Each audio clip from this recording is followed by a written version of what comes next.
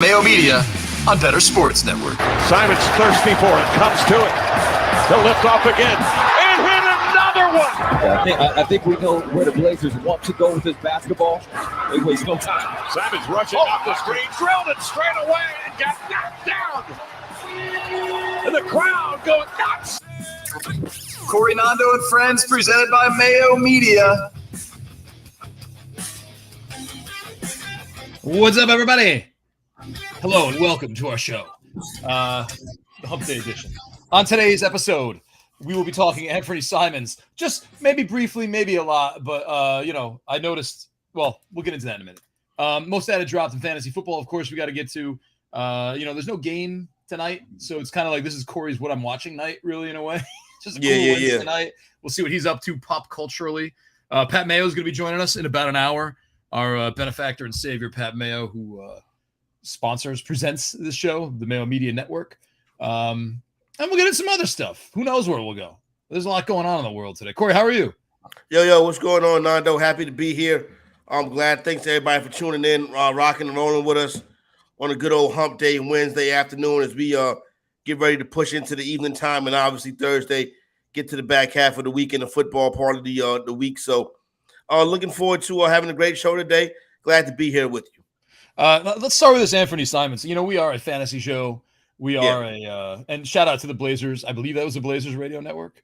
That's the Portland Trail Blazers. I believe he plays for the Blazers. The 4-0. I was reading. I actually got it this morning from. I think someone either wrote an article about it or it was in our newsletter that we put out, The Athletic. But it was this. The Blazers are off to a surprise 4-0 start. They're a crazy, entertaining team. Anthony Simons is just like hitting threes like a maniac. Simons. And I think Anthony Simons. Yeah, Anthony Simons. Welcome to the show. We are the experts you should be listening to. And I think Yusuf Nurkic had some crazy quote, like, I just stopped, setting picks. I just wanted to watch what the mother effer was doing. So I'm like, interesting. Good. What happened? So last season when Damian Lillard was out, Anthony Simons got a chance to really get in there and play with the starting lineup. And he showed that he can do it and do the job. He's played well last season. He's carried that play into this season. Played so well last year, they were able to trade away C.J. McCollum, who was their second best player behind Damian Lillard. And now Simon stepped into the role that Lillard, McCollum abandoned to go to the Pelicans.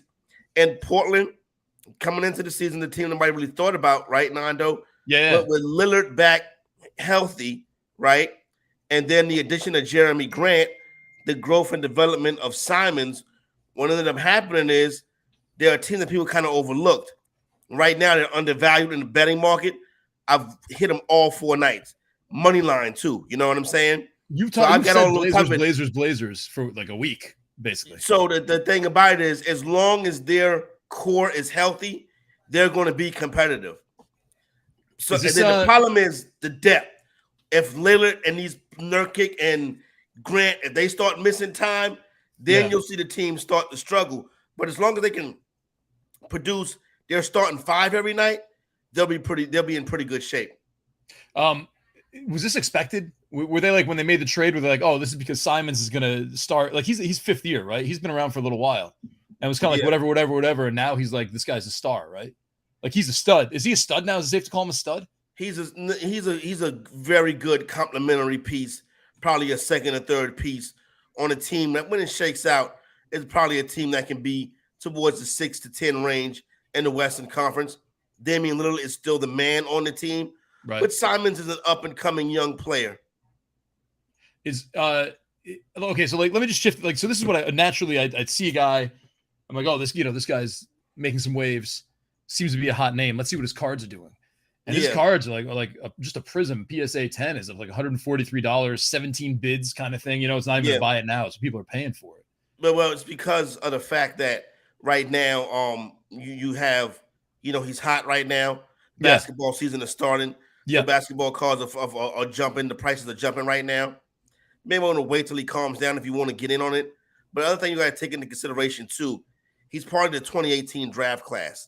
So trying to go buy a box and pull an Anthony Simons is difficult because that's the same draft class as Trae Young and more so Luka Doncic.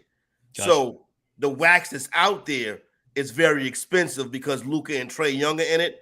So that probably raises the price of the whole class. You feel what I'm saying? Yeah, gotcha. Where are you? Are you selling? Like, if you have a bunch of them, are you selling right now, being like, this guy's going to sell down like $50? You know what's so crazy, Nando? I don't have anything from the 2018 draft class. Like, I started back up in 2019. Yeah. So I got stuff, and then it's hard to buy stuff from the 2018 draft class because Luka and Trae Young make it so expensive. Now I have a lot of Trae Young. Matter of fact, I sold a Trae Young this morning. PSA 9 Trae Young this morning. Just this morning, actually. Yeah, look at you, man. How about that? You know what I'm saying? I got stuff on auction right now that finishes at 9 o'clock tonight. What's your username? What is it?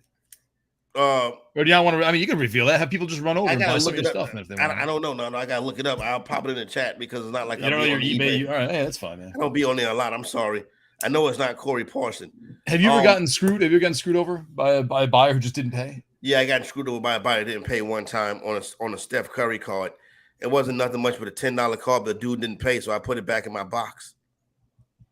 That's the deal with Simon. Simon's a good young player. You know what I'm saying? I wouldn't put him up there with the Jordan Pooles and the Tyrese Maxeys and those guys like that. Yeah. But he's like he's up and coming. Well, obviously, he doesn't play in Philadelphia. See what I'm saying? He doesn't play with the Golden State Warriors. Right. He play in Portland, small market Portland. Right. So that's a part of his, thing as well. Why he's not as popular as one would think. Why people would call him Anthony Simmons. It's because what people are you speaking of? Because he don't play for like a major market team, and obviously with Lillard on that team, he's always going to be second. But they're off to a good start. Anthony Simmons. I'm a money line them again tonight. They play the Miami Heat tonight. The Heat are terrible, and the Heat are the favorites. Money line again tonight. Money line the Trailblazers again tonight.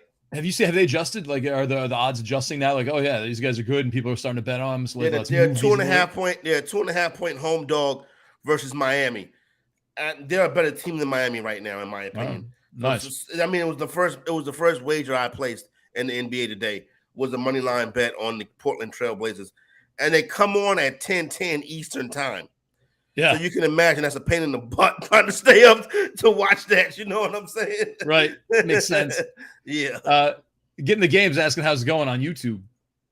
Oh, right. Yeah. Where are you? Hey, using the app. What's going on, man? You switched it up on us. You know what I'm saying? It's going well. Get back in the chat. What's going on? Yeah, come on, man.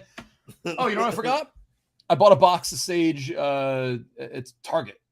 I don't have a Walmart really close to me. I gotta do Target. I had to go buy tubs to put things in. Okay. I bought a box of Sage. I'm like, so I got the app, obviously.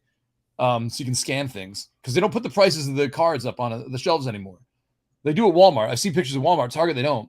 So I'm like, all right, box of Sage. It looks like college. It's college, I think. Okay. And it was called like Sage. I'll grab it during the break. It was like Sage Artists or something like that. Okay. But I looked at it. It's just like it looked cool cards with cool backgrounds, 2 autographs, and then like an extra like a sketch card or something.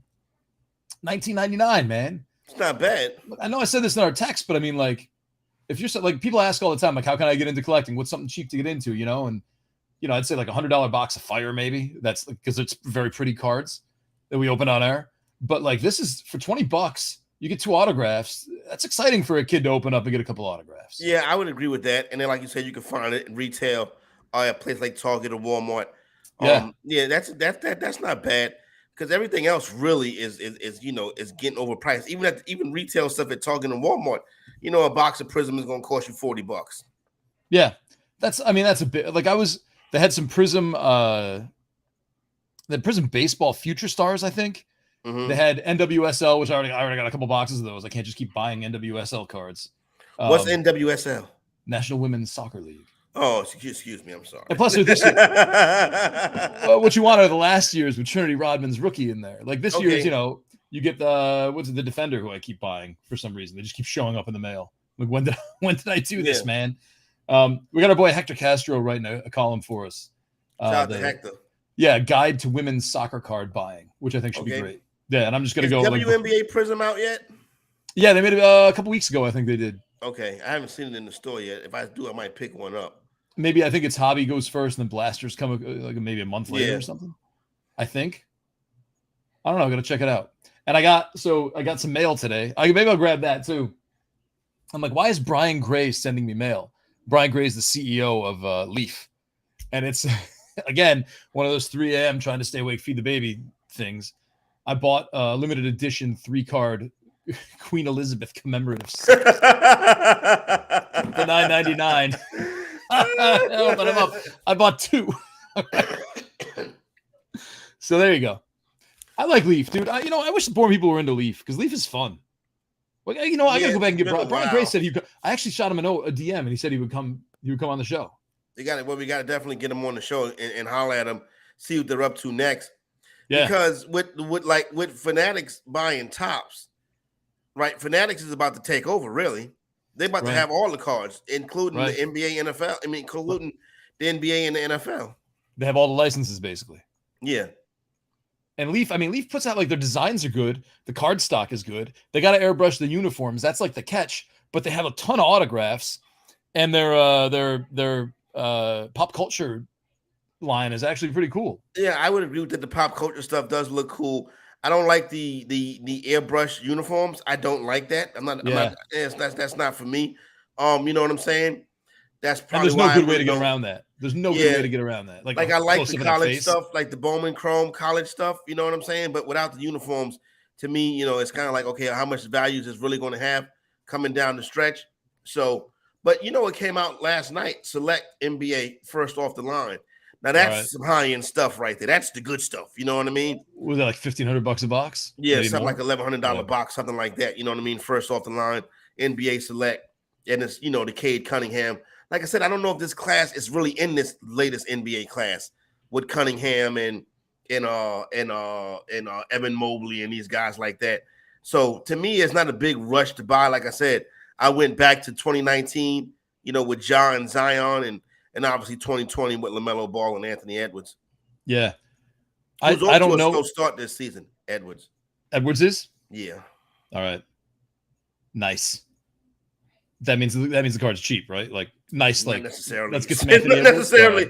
It's still a very popular player. You know what I'm saying? So it's going to start to pick up as he starts to pick up.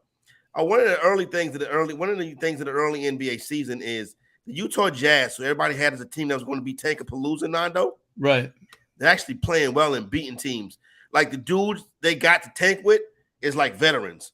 Oh. So they don't know how to not. They don't know how to not give their all. You know what I'm saying? Right. Problem is when these guys start getting hurt, then and the bench start coming in, then it's going to be some dudes that you never seen or heard of before, and that's when the tank will truly be on. But as long as they got their guys, they play with anybody because they're veterans. You know what I'm saying? That's like it's like the Carolina locker room celebration, man. Basically the same thing. The same exact thing. These guys don't want to tank.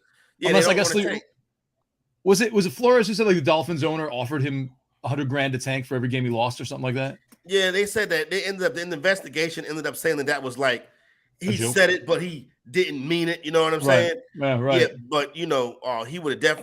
They was tanking for Tua. That was the thing. They should have been tanking for Justin Herbert, but they was tanking for Tua. You know what I mean? They should have been tanking for Joe Burrow. But with that being said, yeah, you got veterans in there. Football. Listen, when you're an athlete, right? And trust me, I don't know this, but this is me guessing. Right. There's tape of your performance. Right. So why would I purposely try to play bad and lose? I guess you just decimate a team to the point where, but I mean, it's like, but Carolina, they're still professional players. You see what I'm saying? They're still pros.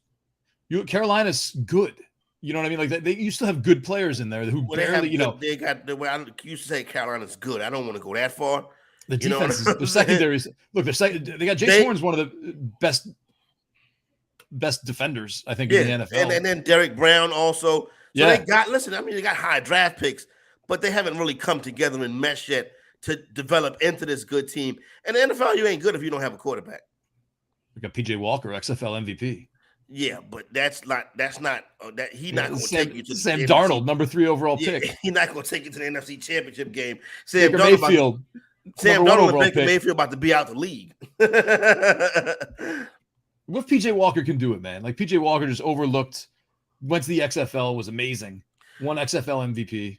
I got his rookie card. Technically I don't know which one is his rookie card. I got an XFL card and I got I got a PJ Walker like tops luminance. Nando, if you was the general manager of the Jacksonville Jaguars, you're not going. I mean, not the Jacksonville Jaguars. You're the general manager of the Carolina Panthers. Yeah. Are you going to draft a quarterback in the draft? Or you I don't going know, to man. It seems like you don't have a good handle on what a good quarterback is. See, here's the thing, Nando. If I'm the owner of Carolina, right, and I call you into my office to interview for a general manager position, I'm going to say, Mr. DeFino, what do you think we should do at quarterback?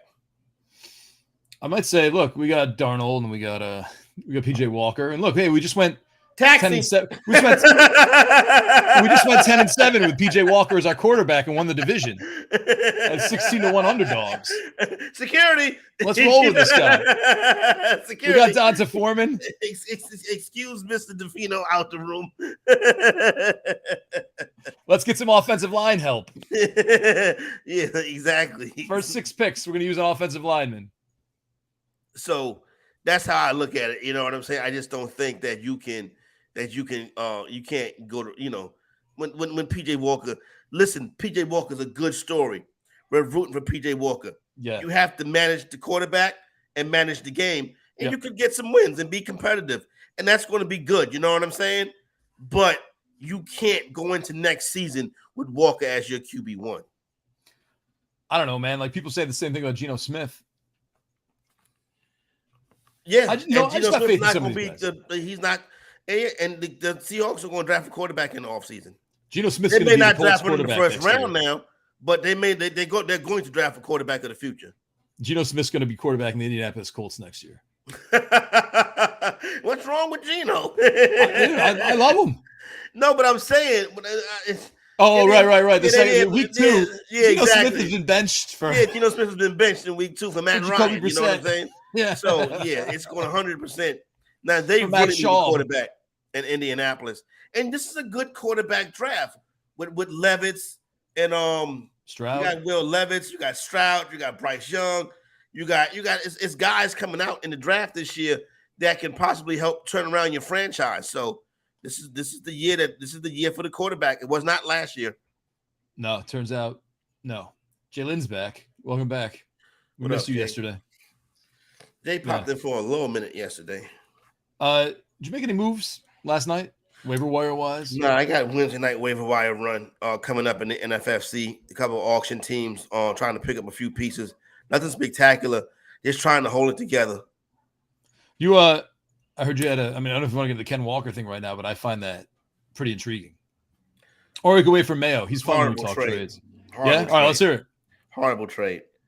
I don't have the teams in front of me. I can pull them up, but this is in my home league. You don't have vetoes, right? We don't do vetoes. Yeah, we do vetoes, but nobody really, you know what I'm saying? We're not there no more. When we were a young league, we would veto each other out of spite. You know what I'm saying? But now that we're all adults, now that going into the 20th year of the league, it's a little bit different. But we would stay up all night and veto each other. That's awesome. Yeah, exactly. We were in our youth. This league right here used to get real hot and heavy. Like, you know what I'm saying? The trash talk got a little bit too much at times. It's just $100, $50 buy-in, like something like that. It's not even like you're playing with $1,000, right? It's just like free. This is free. Oh, all right, nice. Free, and I'm talking about intense for a free league. You know what I'm saying?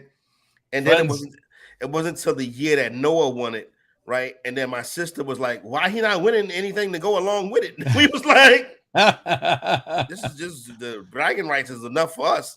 Yeah. So my man Raymond, the Brooklyn Smashers, right?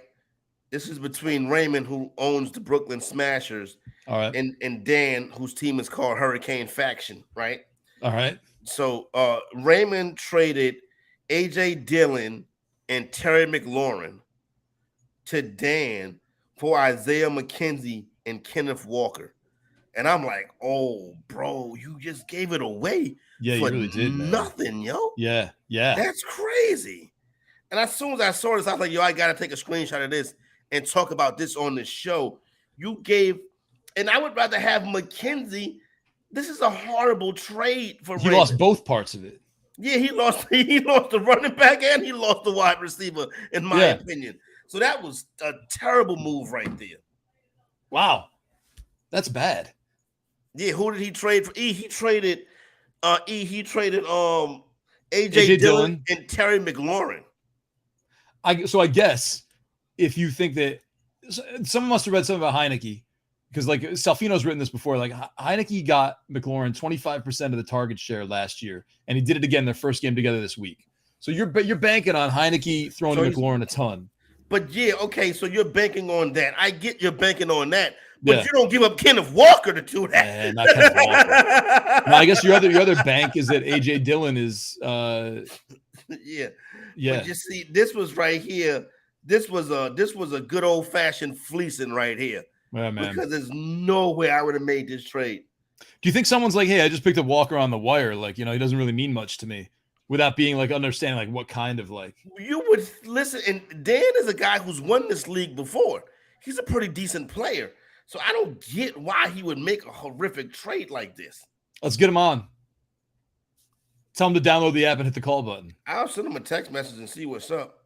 I'd like to know. I wonder if Kevin is in here now. Our commissioner might be in here right now. If he, I know, Kevin, if you're in here, say something. Defend yourself. Yeah. So that was it. You know what I mean? Wow. Yeah, I mean, well, yeah. What are their records? I don't know. I'd have to pull up the league. Right. I don't have the app right now. I have to pull it up. I'm not logged in on this other computer over here. But this is the thing. Like the other day when you said Kenneth Walker like should net like Cooper Kupp in a trade, that's like where that's what I think of Kenneth Walker now too. You know what I mean? Like they obviously don't. Some people out there exactly. Assume, let me check the Yahoo trademark because I wonder what else he's trading for. Like even if you're talking about a keeper league, like dude's a rookie. You know what I mean? Like there shouldn't be some weird imbalanced trades going on. Yeah. Right. Yahoo Trade Market, by the way, is one of my two favorite things in all fantasy. Number one is the CBS roster trends page. When you go to most viewed, that's a tell. Well, for most added and dropped, you can check today because a lot of waivers ran last night, and I think especially for leagues that run Fab tonight, it's a great gauge of what went hot, like who got added the most, who had the most ads. So you can just go back and be like, all right, a lot of people are hot on whoever. Maybe I should up my bid from like $18 to $23 so I can be sure that I get him because I'm not the only one who's like thinking of him. That's a good one. That's a good way to strategize it right there. See, I would have to, like, we go to the break. I tell you who I forgot who I was going after on the wire tonight. I'm just, to be honest, my teams in a weird kind of way are starting to come together because I got Brandon Jacobs. I got Josh Jacobs on teams. Nice. Brandon Jacobs. I got I don't fool with Brandon Jacobs. I got a funny story about him too that I have to tell you off air. All right. Yeah, I know somebody who coaches his son in basketball, and he can be very intimidating. Gotcha. Brandon Jacobs, yeah. All right. I can see that. Yeah. Like, you know what I'm saying? If you get on his son a little bit too much, he might get on you. And really? Brandon Jacobs is you don't want Brandon Jacobs sounds like he's still probably big-ish and in shape and stuff. Yeah, exactly. So Brandon Jacobs approaching you at your vehicle on your way home. Oh, speaking of which, I was watching this thing on Real Sports last night about, listen, I hate to talk about people of Florida, but the youth football they bring it on themselves. Florida, the way they be attacking the referees is crazy. Really? So they had some referees. This one referee had his shoulder broken. He was like, he's still doing referee now, but he parked close so he can get to his car in case of emergency. Like he got to bring like a sheriff with him. Wow. Because the referees be getting attacked at youth, not even high school, Nando. Kid football games in Florida, referees are getting attacked. That's crazy. You know why? Because they betting on these kids' football games. That's the parents? Why. Yeah, the parents and the dope boys are betting on the kids' football games. You know what I'm saying? You can't do that. Like, come on now. Is that Real Sports said that, or you know that? Oh, I know that for a fact. But I didn't get to see the whole Real Sports thing because sometimes Real Sports is all right, and then sometimes it's kind of propaganda-y. You know what I'm saying? But I want to see the full segment. I caught the end of it, and it had that dude, not Greg, not Gumbel. The real clean looking white man, you know what I'm saying? Short hair. Oh yeah, Huh? that clean looking white man who hosts a sports show. Tell me more. Was he wearing a tie? Yeah, he was wearing. He had a button up shirt with the sleeves rolled up. You know what I'm saying? Oh, Anderson Cooper? Not Anderson Cooper. That's 60 Minutes. he's oh boy, you really narrowed it down. Yeah. Thanks. I can't think his name right now. Right, but I was watching. All right, this let's write in that down. Let's shock. write that down for the break. Yeah, find out who this man is. I was watching that in shock. You know what I'm saying? And I was so disgusted with our family and friends down there in Florida. Y'all got to do a better job. Don't be harassing these referees. They out there doing a service for the community, and y'all harassing them. Don't do that. That's not nice. I'm actually thinking now we should go live from Florida for one of these games. Yeah. And put some bets on it. Betting on Lil Raekwon. Right? But anyway, back to my fantasy team. I'm sorry I went off on that little tangent just now because I was watching that last night. I don't know why I was watching Real. Why did I get on Real Sports last night? I don't know. Maybe I just saw. Maybe it was a halftime of one of the basketball games or something. I put on Real Sports. But anyway, Josh Jacobs coming back. I got Deonta Foreman and Hubbard on teams. Yeah. So my teams are starting to come together, and I think I'm set up to make a good run. So I do want to add a couple pieces here and there tonight. But I think I'm in a pretty good spot to turn this thing around. Here are your Kenneth Walker trades on Yahoo. There aren't many yet. I think maybe just I don't know why. But these are why trade them? That's why. I guess you're right, man. These are all today's trades from I don't know how to set it for any of the days, but I'll just do the ones that are like at least 2. This one's 3 for 4. I don't want to get into that. Kenneth Walker and Curtis Samuel for AJ Brown and Donta Foreman. Say it again. Kenneth Walker and Curtis Samuel for Donta Foreman and AJ Brown. For me, that's a win. That's Kenneth Walker's side wins that. Yeah, 100%. I would agree with you on that. Kenneth Walker and Hunter Renfrow for Joe Mixon. Walker and Renfrow. I think I like Walker better than Mixon. If you just told me I would give you Walker over Mixon, I would take Walker over Mixon. Yeah. Last one that's we could do. There's a 3 for Kenneth Walker, Antonio Gibson, and Gabe Davis for Jamal Williams, Brandon Ayuk, and DeAndre Swift. So if you think Walker and Swift, are John equal, Frankel is that man's name. They're on Real Sports. There you go, Big Watts. Thanks, Big Watts. Yeah, that's his name. Yeah. I would hire this guy. This is a good hire by Real Sports. He does a good job too. You know what I'm saying? Well, it's the sleeves rolled up. It gives that. Exactly. He's down to business now. You know what I'm saying? He wrestled one of the guys off a referee at the story. There you go, my man. There goes Robert Wolf. Thanks, Broadway, for my team's one win this. Oh boy, he did got to beat you. He won. So yeah, Kevin's in the chat now. We was talking to Kevin about the terrible trade that went down in the league today with Kenneth Walker basically being given away by a dude that know how to play in Dan. You know what I'm saying? So this is a terrible trade. You started a whole Kenneth Walker rabbit hole for us. Thanks, Rabbit Wolf. All right, last one. This one I think is going to be a quick shutdown.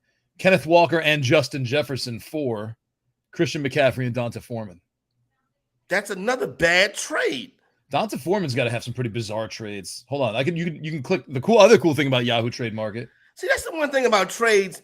Maybe you do need to have vetoes and a trade monitor because these are not fair trades. Jefferson and Walker. That's a McCaffrey, league winner. That's for the other side. That's wild. Right. Justin Jefferson and Kenneth Walker for Christian McCaffrey and Hunter Renfrow. Yeah. Somebody need trade help. I mean, somebody need bye week help. What is that about? Donta Foreman's been involved in a lot of trades. Donta Foreman for Jamal Williams. Who wins? Foreman. Donta Foreman and Jared Goff. Let's call this a super flex for Odell Beckham and Aaron Jones. People trading for Odell Beckham. That's not a bad trade right there, but why are people trading for a hurt player? Donta Foreman and Evan Ingram for Clyde Edwards-Helaire. Donta Foreman and Evan Ingram for Klein. I wouldn't do that. Here's that. I probably that's even. That's even. Here's an interesting one, and then we'll take a break. Dante Foreman and Devin DuVernay for Kyle Pitts and Chris Olave. The problem with that deal is you're gonna start Kyle Pitts. That's the thing. Like you're putting like a bomb into that person's lineup. Yeah, exactly. You just gave him 3 points a week right there. Right, that's what I'm saying. Like 19 yards, 3 for 19. Yeah, exactly. That's not a good look. I'm not trading for Kyle Pitts. Kyle Pitts should be on the bench or the waiver wire in your fantasy league, not in nobody's starting lineup. In a 12-team league, Kyle Pitts is not a fantasy starter. Dante Foreman for AJ Dillon. That's a fair trade. But why are you trading the chalk like that? I don't know. That part I don't know. Here two for wide receivers. Kev said he got to look at the trade. I just saw the trade. I need to look at it. No. Yeah, it's not a good trade, yo. It's not a good trade. Dante Foreman. Okay, here are 2 trades with wide receivers that he's been involved in. Then we'll take a break. Dante Foreman for Amari Cooper. Dante Foreman for Brandon Cooks. Both interesting. If you have running back depth and you just happen to fall onto Foreman and you can't use him, I can see both of those being interesting, especially considering the fact that Brandon Cooks could get traded. Brandon Cooks in Tampa could change their fortunes. I guess he played with Brady for a while, like Brady, and he knows Brady's tendencies, right? Yeah, and he can play and he run routes in the middle of the field, which is also good for Tom Brady. I don't know, man. I'm a Brandon Cooks. I think I went from way too high on Brandon Cooks preseason to like just get out of my face. Like I'm ready to release him. Yeah, why I don't have no. Oh, this. See, I don't have no internet here. All right. So cool. This is working now. Let's take a break now, though. Let's do that, especially if you have no internet. We take a quick break. Yeah. We'll be right back. By the way, the show, we're back. Jock Market's back sponsoring us. They offer live daily markets for sports, let you buy and sell shares. We heard about it yesterday. Just go back and check out the clip from yesterday because it was awesome. But here's the deal. Download now using promo code FRIENDS to receive a 100% deposit match up to $100. Your first market will also be risk-free with losses refunded up to $100. You can also play for free if you want to practice. So what we talked about yesterday was you can practice in like basketball every night. If you want to play football but aren't familiar with the format, you can practice for free and then start putting money in for like football Sunday if you want. They have MLB, they got NBA, they got golf, they got NASCAR. Anyway, download the Jock Market app now using the promo code FRIENDS. If you're listening on the app, you can click on the button and it'll take you right there. So check out Jock Market, support them, put $25 in. It might be fun. Like it might be fun for you. We know it's fun for us. John Legeza, if you want to start following him, is the Jock Market genius who can tell you how to win. He's been winning a lot. So promo code FRIENDS, Jock Market. Quick break. We'll be right back after this. This is Corey Nando and Friends, presented by Mayo Media and sponsored by Jock Market. Make real money every second of every game. Co-founder of Jock Market, Dave. What's up, man? Hey guys, how are you doing? Thanks for having me. How you doing? Thank you for coming on. sponsoring the show and the network and everything, man. We much appreciate it. Yeah, absolutely. We have one of your I don't know what you should call him, not a sycophant really, maybe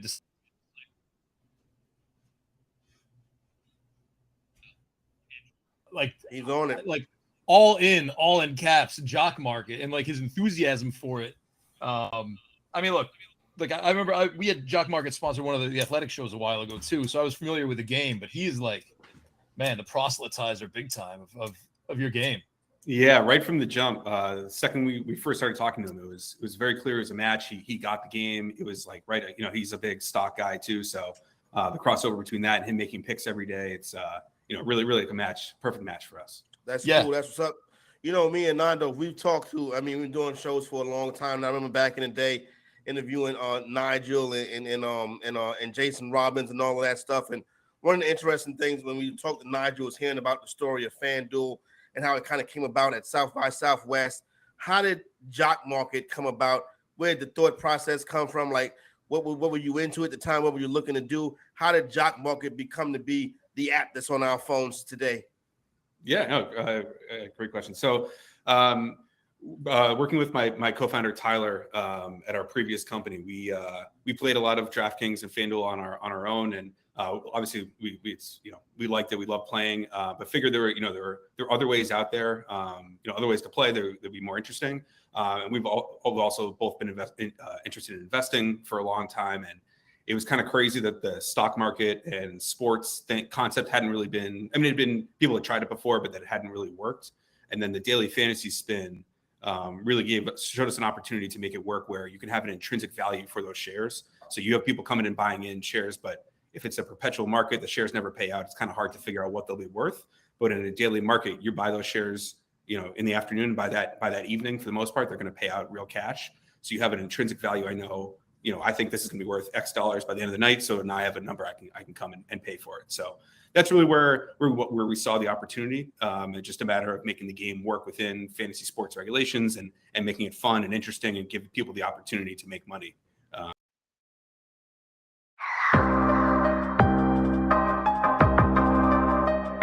Coronado and Friends is sponsored by Jock Market. Make real money every hour, every minute, every second of every game.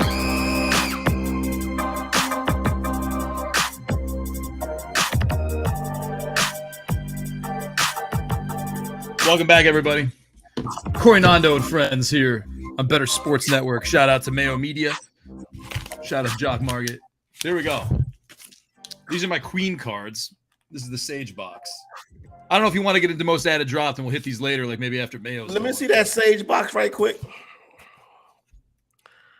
I have seen this box in Walmart. This box probably in Walmart right now. $20, 2 autographs. Look, like it's kind of like there's Kenny Pickett and there's CJ Stroud.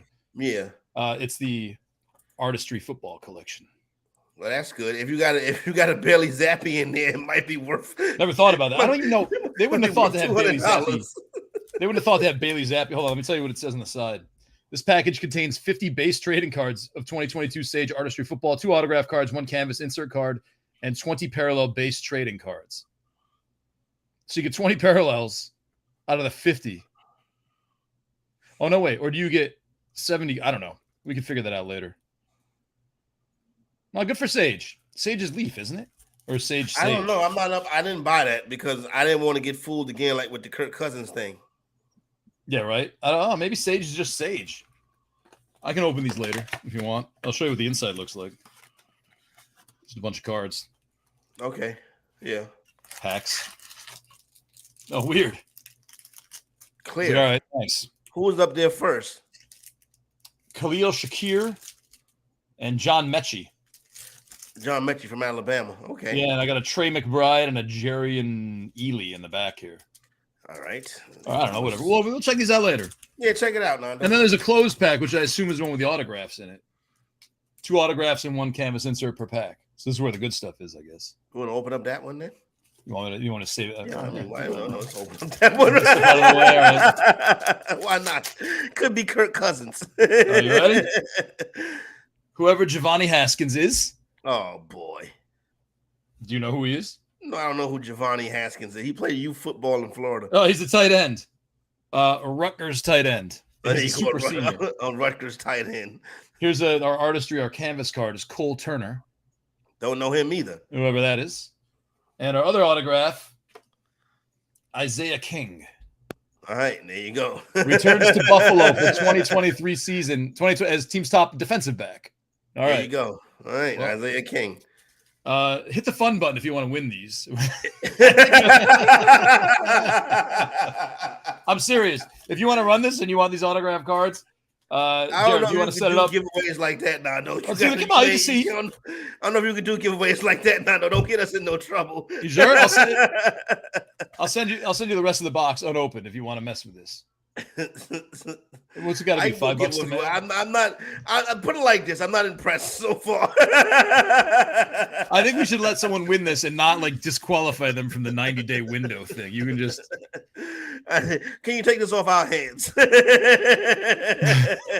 am I going to do after I open these? I know, right? Right. Okay. Great. That was fun. Thank you. Like I have no room anywhere around here to put these cards. Fuck it, man.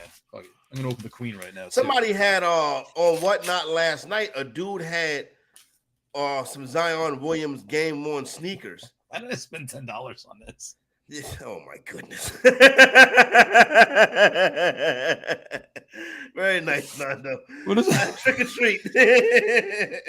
What do I do? What is wrong with me? Yeah. Like I just got $7.99 to throw around, Corey. Yeah, exactly. Hold on. I don't think these are even numbered.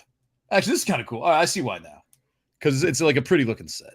Oh, okay. And then they got her like aging throughout the years. You know what I'm Yeah. saying? All right. This is nice. Read the I can back. see Read the back. Read the back of one of them Queen Elizabeth cards. Which one do you want? Pick 1, 2, or 3. Read the back of the black and white one. Great Britain's longest reigning monarch, Elizabeth Alexandra Mary, was crowned Queen Elizabeth II on July 2nd, 1953 at the age of 25. Her coronation at Westminster Abbey was the first to ever be televised globally. During her rule, she appointed 15 prime ministers and met with nearly a quarter of all presidents in United States history. All right, there you go. A portion of the proceeds will be donated to St. Jude's Children's Research Hospital in the name of Queen Elizabeth II. That's nice. Who doesn't love St. Right, Jude's? that's probably why I did it. Good job, Nando. Good job. A little donation to St. Jude's. That's not bad right there. Brian Gray autograph at the bottom of the card. So, like, I'm not into the monarchs and the royalty and stuff like that. Like, I don't really understand it. But, like, who's the queen now? Is Meghan Markle the queen now? No, Prince Charles' wife, Camilla. Okay, she's the queen now. Well, actually, I don't know. She's a queen regent, maybe? She's married to the king. I don't get into it. You know what I'm saying? Yeah. Who's the king now? Derrick Henry? Yeah, King. That's it. Exactly. So, King Charles. So, all right, cool. All right. You want to keep going? Good Do you know luck. the princes? I don't know. Prince. It's the prince named Harry, right? That's right. Well, no, he actually resigned. Oh, he quit because of Meghan Markle. That's the one that quit because of Meghan Markle. Yeah, exactly. Yes. He should never got with her. He should never got with her. I don't know. Like, we were in Vegas for the Cuervo games like 15 years ago. It was a Sias thing because he was working for Cuervo at the time. Mm-hmm. And I met this guy who was a producer. Soccer, the Cuervo games. The Cuervo games like this. They created like an American Gladiators type contest. Oh, okay. Based on how tequila was cultivated, and they did it in every city. So like we qualified in Boston. Yeah. But, like we were press. So it was me and Tom Lorenzo. We put together a team. Nice. And so we qualified in Boston. You got to like climb a wall with water spraying down on you, and there's like a jump over like one of those spinning things on when you're on a platform. Like I can't remember the other things. There was like a wire walk that you had to do and like grab flags. Nice. So anyway, they bring it. It's traveling from city to city, and the finals are in Vegas. And so we go to Vegas, and Flo Rida was like the private concert that we had. But we ended up in the same hotel as the dude who played Taco in the league. And the league had just started. And I remember I was behind him in check-in. And I'm like, I'm sorry, man, I don't know your real name, but you're Taco, right? And he's like, yeah, my name's John. Nice to meet you. I'm actually performing here at I forget where we were. It was one of the off-strip hotels. Yeah. And he was performing. And so Cuervo somehow ended up buying a bunch of tickets for all the people to go to his show. And it was awesome. And we ended up, I don't know how we exchanged numbers, but we ended up hanging out with him and like his brother and like his crew and entourage and manager after. Wow, y'all had a good time. To just bring this full circle, his manager, we emailed a bit on like a couple like I was in TV at the time. His manager, I Googled him to see like, what's this guy up to? I haven't heard. Meghan Markle's first husband. Oh, really? Yeah, isn't that crazy? Wow, isn't that's real random right there. Now I know. You see, he got away from her. You know what I'm saying? He got out of it. My man Harry got to get out of that thing, man. Why would you give up being the prince? I'm sure that was her idea. I think he still has all the money. I mean, why? What's he's never going to be the king. Well, I would want to still want to be the prince. You know what I'm saying? I don't. If my old lady was like, I don't want you to be the prince no more. I'd be like, no, I'm not. Oh, Harry was like 8th in line for the crown. Yeah, there was his brother. I mean, like there's a lot of people who are ahead of him. I wouldn't have gave it up. I'd have been like, listen, you be whatever you call, and I'll be whatever. I don't know how this works, Andy but I think I'm going to start this week. Man, Jameis must be beat up pretty bad. Yeah, he has 4 broken vertebrae in his back. I wish he could. I like Jameis. I think Jameis got it in him to take the Saints to the playoffs, but. If they keep playing Andy Dalton, they're not going to be going to the playoffs because he stinks. Yo, that's another one. Carolina rises. I'm telling you, man. As a matter of fact, Carolina beat the Saints. Oh, they lost to them already. No, they lost to them. Doesn't matter. Carolina, this is what's going to happen the rest of the season. They finish it. Carolina versus Atlanta and Carolina versus New Orleans. By then, Tom Brady's going to retire halfway through the season and just be like, I got to go focus on my family. I'm sorry. Nah, I don't think Tom Brady is like Harry. You know what I'm saying? It's over. That's it. I'll see you. Have a good one, everybody. I got my money. I got to get my Giselle back. He'd probably be like, I'm good. I don't know, man. Would Tom Brady quit halfway through a season? A garbage he season going nowhere? Halfway through a season. I don't think so.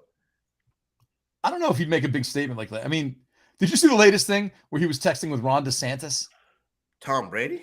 Yeah. Why? It was a headline. I saw it during the game? No, like Ron DeSantis went to. Here's the story that I read. It was in Wisconsin, because it was a story about the Wisconsin governor hopeful that he had Ron DeSantis in his box at Lambeau. DeSantis leans over and he goes, "Hey, how do you spell Lambeau?" And the guy's like, "Why? Who are you texting?" He's like, "Tom Brady." And so the guy at this campaign rally is like, "Oh, I want to. Hopefully someday I'll be able to text Aaron Rodgers like Ron DeSantis texts Tom Brady." Yeah. I mean, like, I don't know if Tom Brady even wrote back. You know what I mean? Like, there's no proof of that. This guy's telling the story about, Well, he's the most popular athlete in your state, so maybe you do hobnob with him and stuff like that. You know what I'm saying? I don't know. Tom Brady got caught with that MAGA. Well, got caught with that MAGA hat in his locker. Had that MAGA hat in his locker and tried to backtrack it, but I don't know, man. I don't know what that says about anything. Jalen says you should buy a PJ Walker Temple card. I got a PJ Walker. He has like a rookie card that was only done like Panini Illuminations or something. Oh, it was one of those that you saw on the website for $2. Oh yeah, except it was like a $45 card. This is from really? 2018. This is from 2018. He actually had one when he was with the Colts. I think it was 2018 because I was looking at it when he was with. You know, it was Emery Hunt wrote a really good column about how PJ Walker is going to be really good in the NFL. It was like XFL stars who will excel in the NFL. Yeah.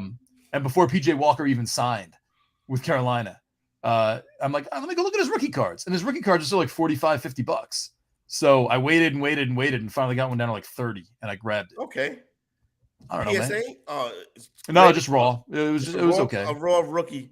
Okay, that's interesting. That's a lot of money for a raw PJ Walker card. That's what I was thinking, but I guess quarterbacks are quarterbacks, man. You know, like they're never going to go down. They're going to hit a floor. Then that's, it's never going to go lower than $35. Yeah, no, because quarterbacks. I mean, in football cards, that's the card you want right there. Is the quarterbacks. I should make a trip down to see you, go to a Panthers game, and get him to sign it. I'm not really an autograph guy. You like the cards with autographs on them? What are you talking about?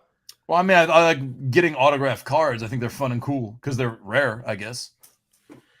By the way, tell you what I'm collecting. This is, you know how messed up our heads are?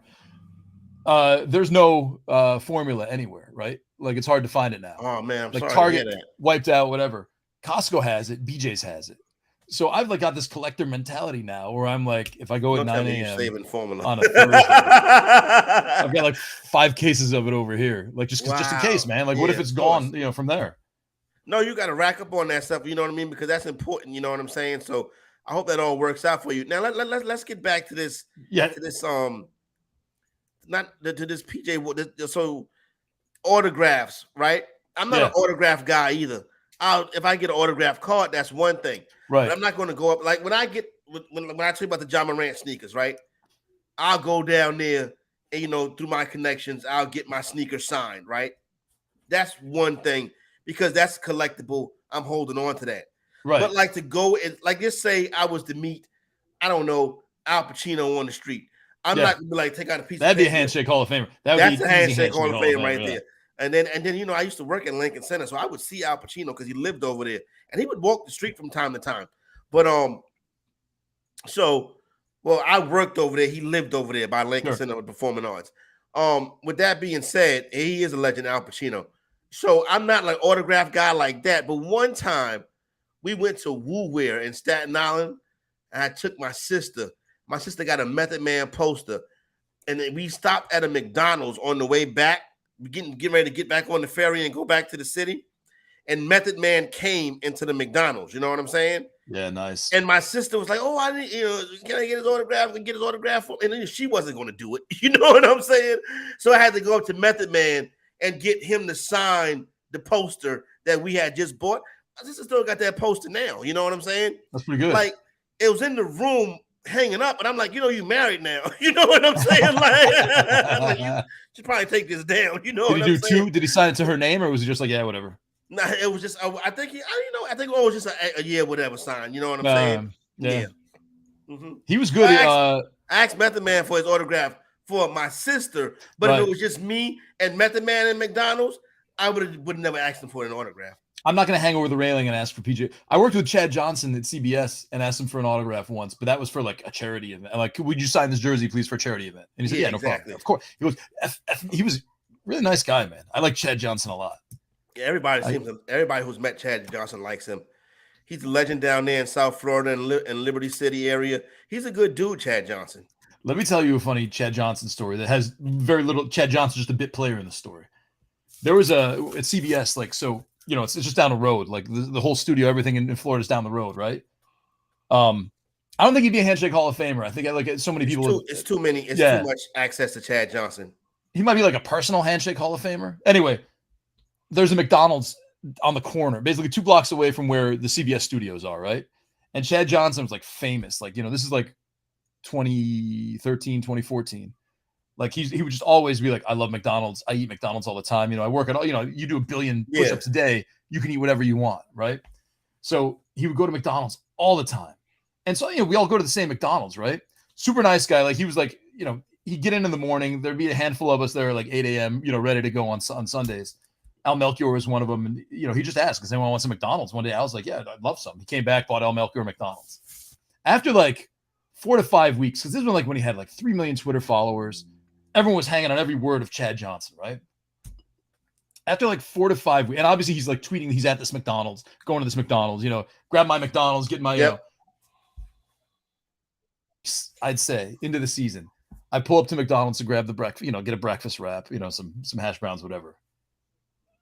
A woman working there who should not be working at a McDonald's, like low cut, makeup, like nails done. That's a South Beach McDonald's. I'm like, you are dressed up for someone here, and I know exactly who it is. Exactly. And for like the next 3 weeks, I saw like the most out of place.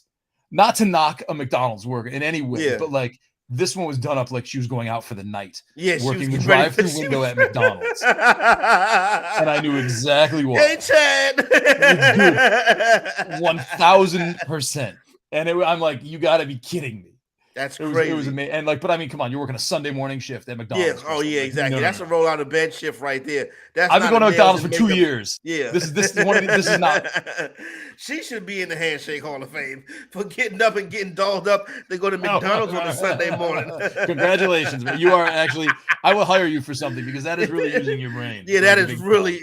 That's a come up right there. Yeah, that is one of the smarter things I've seen. But also, this is insane. I will never forget this moment when I drove through this drive-through and experienced this.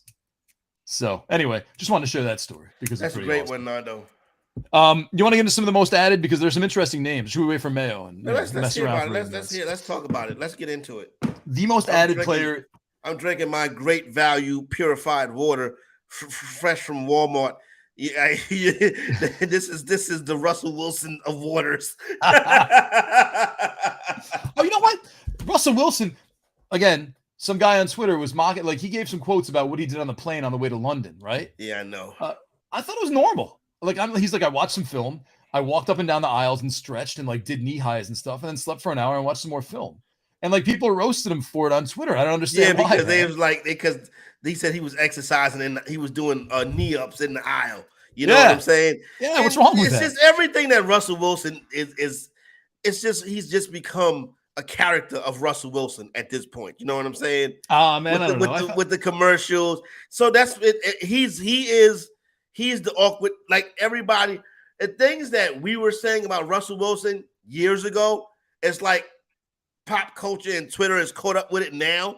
So it's like it's over now. You know, like making fun of Russell Wilson is not funny no more to me. But everything Russell Wilson does is like, oh, Russell Wilson, and I'm like, please, it's enough already. All right.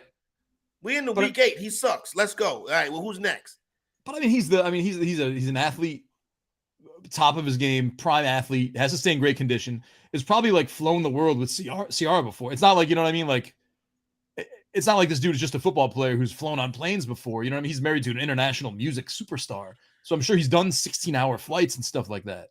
Yeah, like he knows how to handle himself on a long flight. Yeah, I would agree with you on that. And he's injured. Be on TV again this week. Yeah, you got to do his exercise. That long plane flight like that, you can't sit back there and lock up on you like that. You know what I'm saying? You don't want to deal with that. I have a hard time going from Charleston to Newark. You know what I'm saying? Yeah. Can you imagine going across the damn country like that? The world or whatever? It's too much for me. So yeah, people just like to make fun of Russell Wilson. That's all it is. I think it's I don't know, man. It's getting corny now. It is. Like I think it's better to defend him. We're going to officially defend him on the show from now on. Well, we will defend him off the field. Okay, fair enough. We can't defend him on the field because on the field is great value. Unless we see something. If you see something, say something. Well, I'm saying if we see some kind of vast improvement of what he did, like, oh, there's Russell Wilson. Here's a little spark of life that we. No, I was talking about the post 9/11. If you see something, say something. Oh, I knew that. Yeah. Like if you see something, say something. Yes. An unattended bag. If you see an unattended bag on the platform, say something. Speaking of the platform, don't ride public transportation in New York City no more. Maybe I'm just become that guy now that watch the news. And be like, oh my goodness, this is terrible. You know what I'm saying? Like I'm that guy now. Like, and I'm never going to get on New York City public transportation again because of the stories that I'm hearing right now. My wife was saying the same thing. Good for your wife. Don't let her take an Uber everywhere. I've been Walker, man. Let's good. I didn't like the subway before. I just I was afraid I was going to get thrown in front of a train. I seen one of them getting thrown in front of the train videos. Like, dude, shoulder, he ran up on him and blocked him.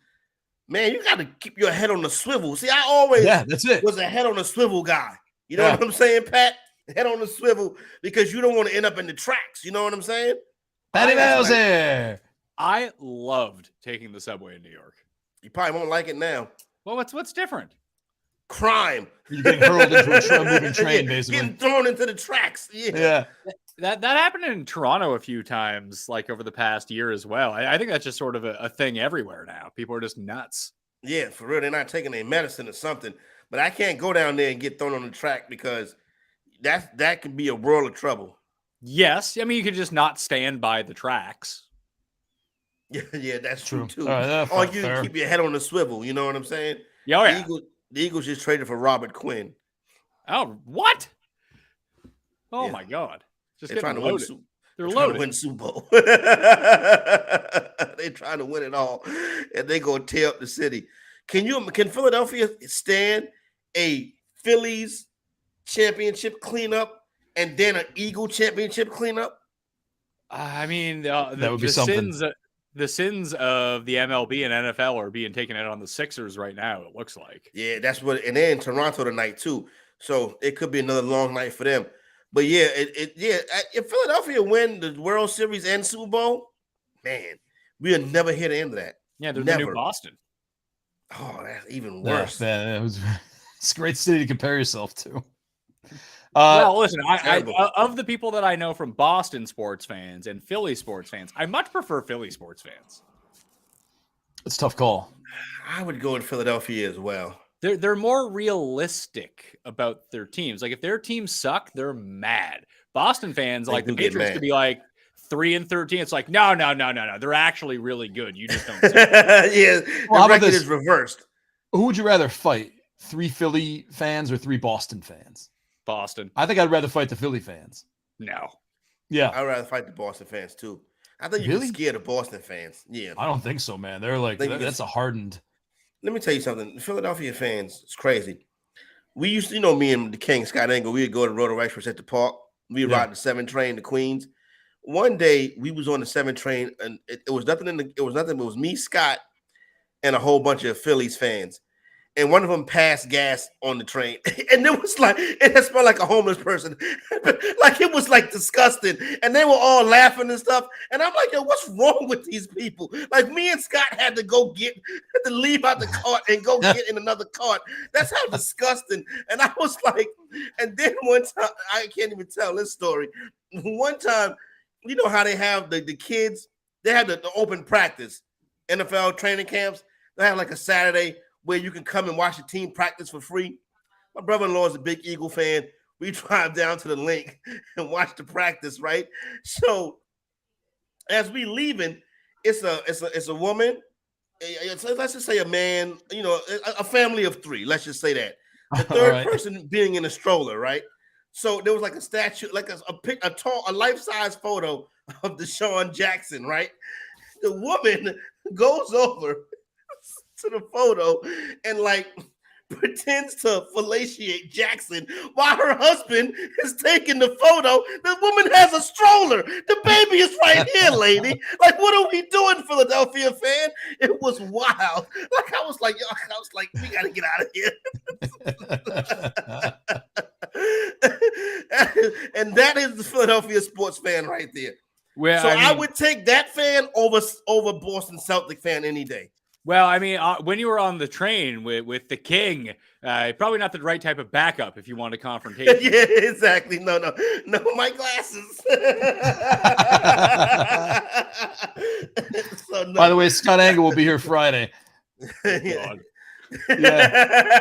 Supposed get Scott Angle Friday. I got to tell him Friday. Scott's on Friday. I would like you to really hammer home the presenting sponsor of this show, Mayo Media Network, please. No Just doubt. Really hammer that home. Yeah, let him feel that one. Yeah. For all those years. Oh man, what a time. Pat, we were just about to jump into the most added and dropped players. I don't know if you have any interest in this, but Marquise Goodwin, I thought was kind of a surprise as the number 1 added player in CBS leagues, being added in 32% of leagues ahead of Gus Edwards, ahead of the Colts defense, who are playing Washington, Michael Carter, and Daniel Jones, and even Paris Campbell, who's only 19% added. Is that it? Like, are people just assuming Goodwin's just going to be the new DK Metcalf and run with it? Well, you said CBS, so everyone who's playing on that site's like 70 years old. So they're like, I remember Marquise Goodwin. Come on, I play on that site. You're a legit old now. He's only 31. I am not. You'll be all right, Nando. All right, I mean, let me ask Pat this question right here. We would talk about it all week. Like Kenneth Walker trades. I'm like, if you want my Ken Walker, you got to come back with like Stephon Diggs. You got to come back with a top wide receiver because I think Ken Walker is a difference maker going down the stretch.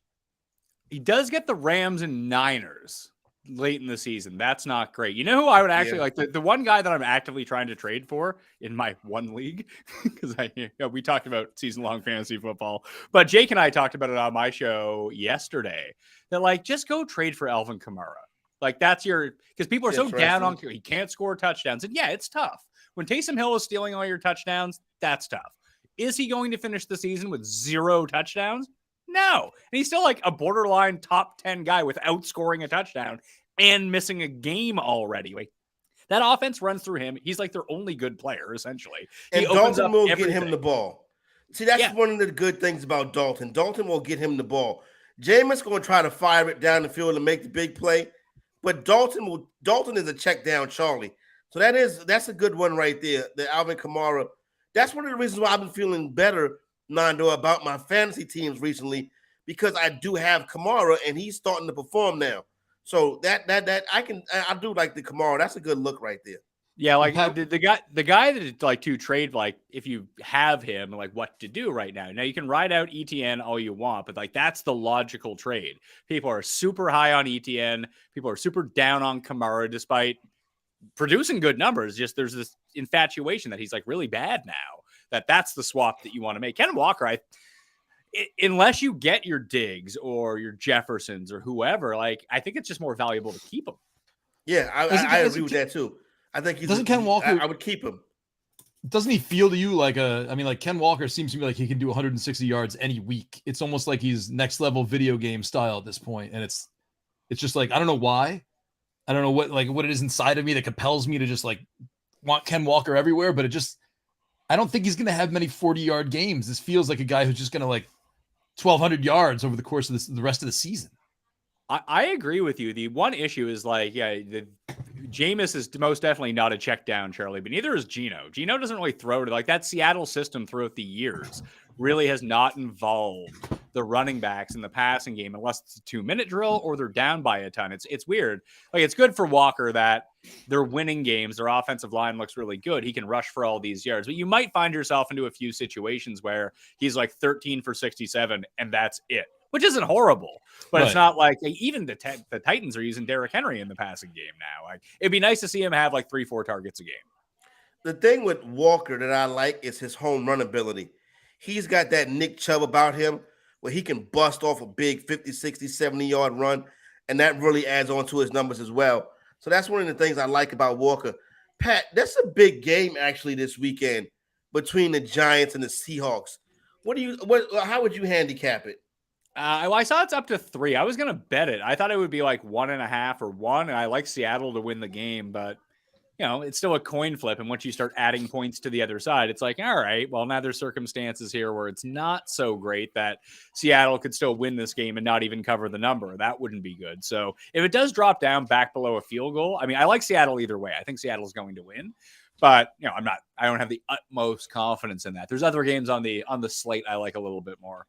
This is a tough slate this week. That's why that's interesting. And this right here probably is this is a tough slate, and this is a tough game. I like the Seahawks in this spot as well. But what I worry about is the Giants, the way they can attach themselves to you. And then in the fourth quarter, bam, it's like they become a different team almost. Yeah, they're like coronavirus. They have a different variance. Yeah. You never know what you're going to get. They just attach themselves to you. They wear you down, and then boom, they got you at the end. There's got to be a better metaphor, like baleen, like one of those things that attach themselves to whales and clean the outside of the whales.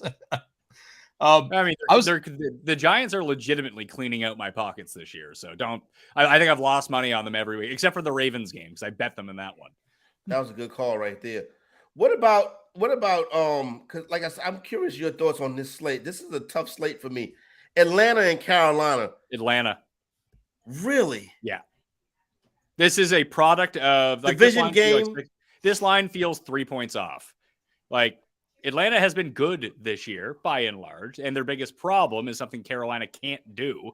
And Carolina is just riding high, coming in off a divisional win. Like that win against Tampa added like 4 points to this for Carolina. Like I said, it should be 6.5. Atlanta's just a better team. Was that a fluke game? Go ahead. Are you looking at that? Was that a fluke? They beat Tampa Bay. Does Tampa Bay suck? Like, why don't you believe it? And why don't you believe in Carolina? I'm curiously asking this. Like, why don't you believe that was this team was addition by subtraction? They're playing as a unit. I mean, they're not. They caught a Tampa Bay team who isn't going to care until the middle of December because they can still win this division at 7-10. Yeah. Okay. Fine. I like Tampa this week versus Baltimore. Yeah, I like injuries are starting to pile up now, though. That's the problem. Yeah, they have no secondary this week. Like Winfield is out, Bunting Jr. is out. Yeah, it's gonna be bad news. Oh, it did flip. Baltimore is the favorite now. That's because of the injuries. Now the injuries scare me off, but like I was in on Tampa this week, but now those injuries, I gotta look at that one a little deeper. The Cowboys, that's nothing. The Jets and the Patriots. New England a 2-point road favorite. I feel like this right here is the Jets again. Yeah, it's really curious because it opened at 2, and then the Patriots lost, and now it's 2.5. Well, Field Yates is reporting that Mac Jones took about 90% of the first team's reps in practice today and will start for the team on Sunday. We learned like Isaiah Pacheco started for the Kansas City Chiefs. Like maybe this is Mac Jones is going to be starting for the New England Patriots. I think that went so disastrously on Monday night that we're never going to see that again. Like if Mac Jones gets yanked again, he's done. Is he done because of him or is he done because of the Patriots? Like when I say because apparently Mac Jones just don't fit into. Apparently he's talking back, like he's asking questions. Like he's like, why is Matt Patricia my OC? Like why are you saying I should get surgery when I can rehab this? And that normally don't cut it in New England. You see what I'm saying, Pat? Normally it's kind of like normally New England is like you do what we say. It seems like Mac Jones is saying to them, okay, well, I'm not going to just do that. Yeah, I mean, I don't really have a good read on the situation. I was never a Mac Jones believer anyway, and like he was pretty Okay. garbage before he got hurt this year. So I don't think there's, regardless of who they start, this line is going to remain the same. This all depends on the Jets. Like, yeah, losing Breece Hall sucks, obviously, because so much of their offense ran through him. But losing Vera Tucker on the offensive line, they're down like 3 of their 5 O linemen now. Can they block? Like Zach Wilson can't do anything anyway. But now without any time, like that's a tough scene. Salfino asked a good, and I know your feelings on Salfino, but he asked a good question in his column this week where he's like, how did it's almost like we woke up from a I dream. know your feelings on Salfino. Like how did Zach Wilson be anointed the number 2 overall pick? Like just one day he showed up there and everyone just agreed that he was the number 2 overall pick. When he's turned on a Jet, it's time. Like it's safe for everyone to turn on the Jets. I think like Zach Wilson was his guy. Yeah, of course he was. I'm sure Sam Darnold was his guy before that. What a good scout still he is, by the way. Yeah, he's pretty good at calling these shots. I think that the Jets should kind of replicate like the one thing that Zach Wilson has done so far this season that has been good. Obviously, he's not turning the ball over because they're not asking him to do anything, but he can run. Like he's actually pretty mobile. Like, and I'm not saying like they should turn him into Josh Allen because only Josh Allen could be Josh Allen. But if they take I never thought I would say this in 2022, seeing this team, but take a page out of what the Bears just did with Justin Fields against the same defense and just run it down their throats with Zach Wilson, designed runs, RPOs with Michael Carter. Like that's how you get to the Patriots. Both these teams have great pass defenses and both these teams have quarterbacks who can't pass. So how can you effectively control the game, run the ball as effectively as possible? We know that the Patriots can do that. Pretty sure that's why they're favored in this game. So once you have a diminished offensive line, it's the same thing that we're seeing in Indianapolis right now. Like that offensive line was supposed to be good. It sucks. And if it sucks and you have a statue of Matt Ryan, you can't do anything. You have to turn to someone who's somewhat mobile and try to figure it out that way. Not saying that Ellinger is like the most mobile guy in the world, but compared to Matt Ryan, he is like, I am compared to Matt Ryan. So an actual NFL talent is going to be fine here. So I think if they use Zach Wilson more as a rusher, maybe they don't want to get him hurt. You just have to figure out ways for the defense to win this game. This Jets team is eerily similar to the Tebow Broncos. Yeah, manage the quarterback, play good defense, try to win the game in the fourth quarter. Basically the same thing as the Giants are doing right now.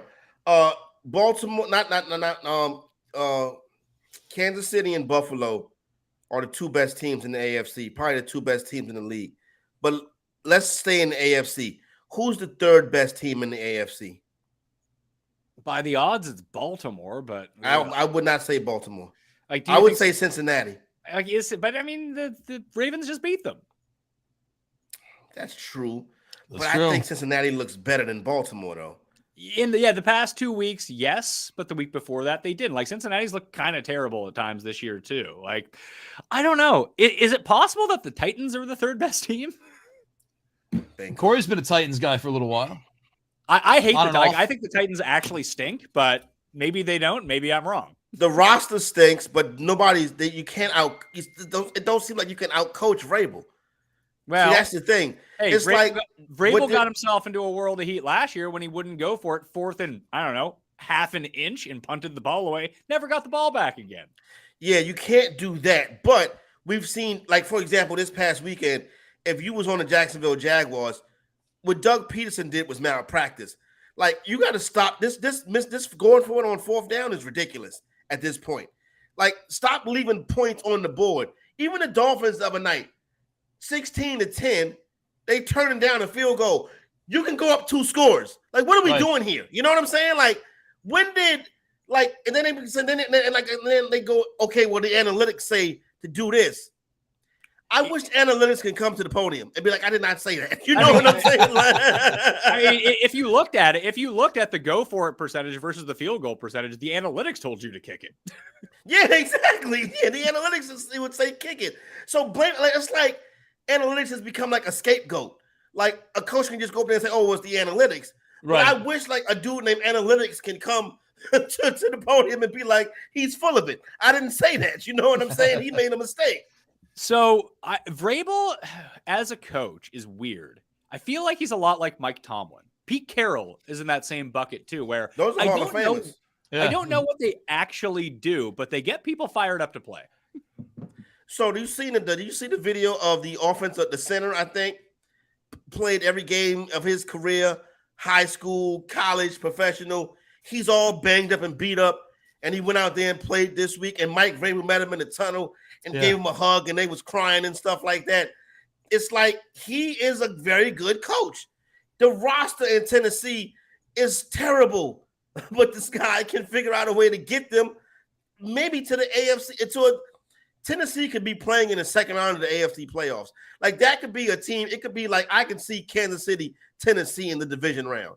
Yeah, and Kansas City will beat them by 100. Yeah, but the fact that Tennessee got there is impressive with Ryan Tannehill at their quarterback, and God knows who they got catching the football out there now. Well, this was the big thing for me last year. I had a bunch of futures on the 49ers to win the NFC, to win the Super Bowl, grab them at like 20-1, 40-1 before they went on the run because it looked like they were really close. But I was making the argument at the time that for these things to actually hit, like I think the best chance I have is if they bench Jimmy G today and put in Trey Lance. Now, I don't think that's necessarily going to be your highest probability to get deep in the playoffs, but I thought it was their highest probability to win the Super Bowl. I think if the Titans are going to be what they are with Ryan Tannehill, they only have an offense. I don't know if Malik Willis is good at all, but I do think that he actually gives them an upside that they're never going to get to with Tannehill, if that makes any sense. Like, I would say that their percentage of making the AFC Championship game or the second round of the playoffs is 20 times higher with Ryan Tannehill than Malik Willis. But their odds to win the Super Bowl and be awesome is way higher with Willis than Tannehill. But I think they should go.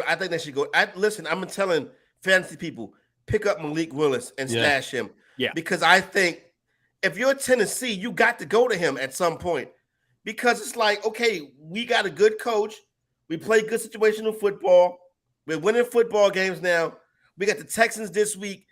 I don't mind benching Ryan Tannehill and going for it with Willis because, like you said, Pat, he can make them a more difficult team to defend against.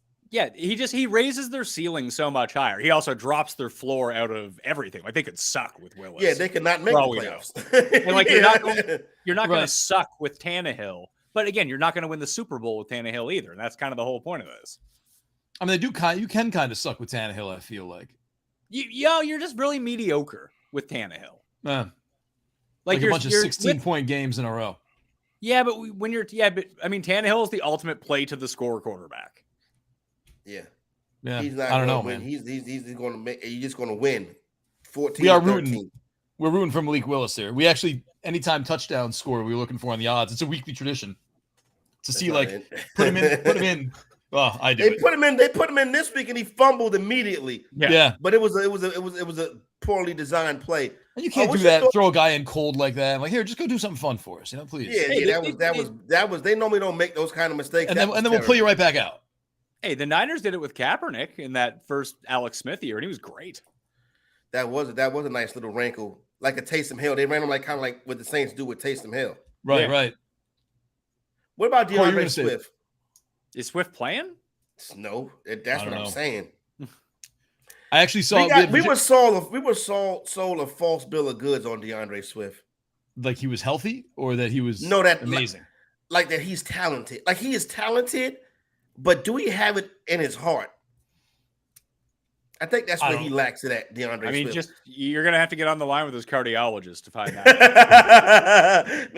Down there in Georgia. Hello, I have his records right here. Well, look, I guess we're in week 8. What's the deadline? Like, I think some leagues' deadlines are November 1st.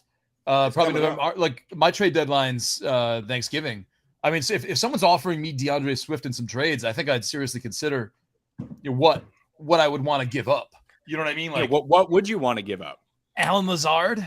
I don't know. Going to make that trade with you. No. I don't know. That's what I'm thinking off the top of my head. I don't know. Like, I haven't gotten these trades yet. I think that if you wanted to acquire DeAndre Swift right now, you'd have to give up like Olave, which you probably wouldn't want to do. Yeah, I would hold on to Olave.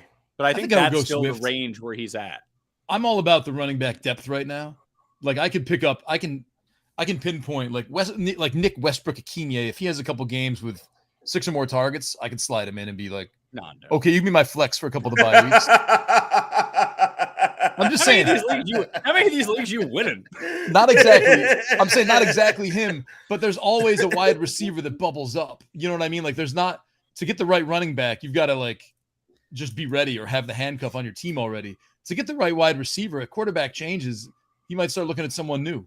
You know what I mean? Like then there's just they're there for the picking. They're there for the taking. Hey, my team got very much bailed out this week because I was having running back problems. It's a 14-team league and it's a keeper league, so like everyone is kind of there. So I had McCaffrey, and then I proactively picked up Foreman like 2 weeks ago because I prefer Foreman over Chuba Hubbard. So McCaffrey gets traded, and now I have 2 starting running backs, and then Breece Hall gets hurt, and I have Michael Carter on my team, and then James Robinson gets traded, and I have ETN on my team, and all really out. See how I'm saying? Just like that, your team can go from sugar to not sugar, if you know what I mean. Yeah, the receivers are safe week to week. Like, yeah, if you could get a stud running back, I'm all for it. But even when Swift is healthy, he's not a stud running back. He's a stud running back once every 2 weeks, and then the other week he doesn't do anything. Nick Westbrook-Akina had 72 receiving yards 2 weeks ago. That's great. You should have played I'm not saying him exactly. I'm saying there's always someone like him who bubbles up.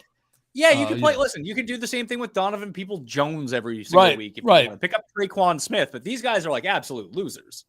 But I want to build my team for weeks 15, 16, 17 now. You know, that's where I'm at in my head right now. If I'm only 500 at this point, if I'm 4-3 or 3-4, I'm looking ahead like I got to be looking at these playoffs now. And that's, to me, that's hoarding a bunch of running backs. They hoard, just go pick up backups. Well, that's what I'm doing. But I mean, like if someone wanted to trade me DeAndre Swift for Chris Olave, I would probably do that. I see. I think it's easier to find a running back, like a good running back, a stable running back, than it is to find a stable wide receiver, especially later on in the year, because guys are going to get hurt. You can pick up their backup, you plug them in, they get 10 points. The guys that you're talking about have like a 10% hit rate when you pick them up at wide receiver. Like receivers are really hard to find, good receivers. Finding a good running back might take some time, but you can find them. Like you could have found so far this year. The fact that you said that Michael Carter wasn't the most picked up guy is insane. You could have just picked up Foreman. I think he was already up so far. Like there are only so many more people that could pick him up. A lot of people. He probably was heavily owned anyway. Pat, right now, go pick up Kieran Williams. He's going to be the Rams starting running back in like 3 weeks. Yeah. Just pick him up. That's a good one right there too. What about what's your handicap on the Miami Dolphins? I like the Dolphins this week. It's just the Lions stink, and people just want them to be good because they're not actually good. They like that coach. 3.5 is too much, though. 3.5 is just pure stay away. I would take the Lions at 3.5. 3.5, we're getting there. It was 3 almost all week. I couldn't play the 3. Like it feels like Dolphins by 3 is like this game screams push. The one I like this week is 10. Why are the Titans only 2-point favorites against the Texans? I love the Titans this week. It's probably they may struggle. Somebody knows something, Pat. That's why.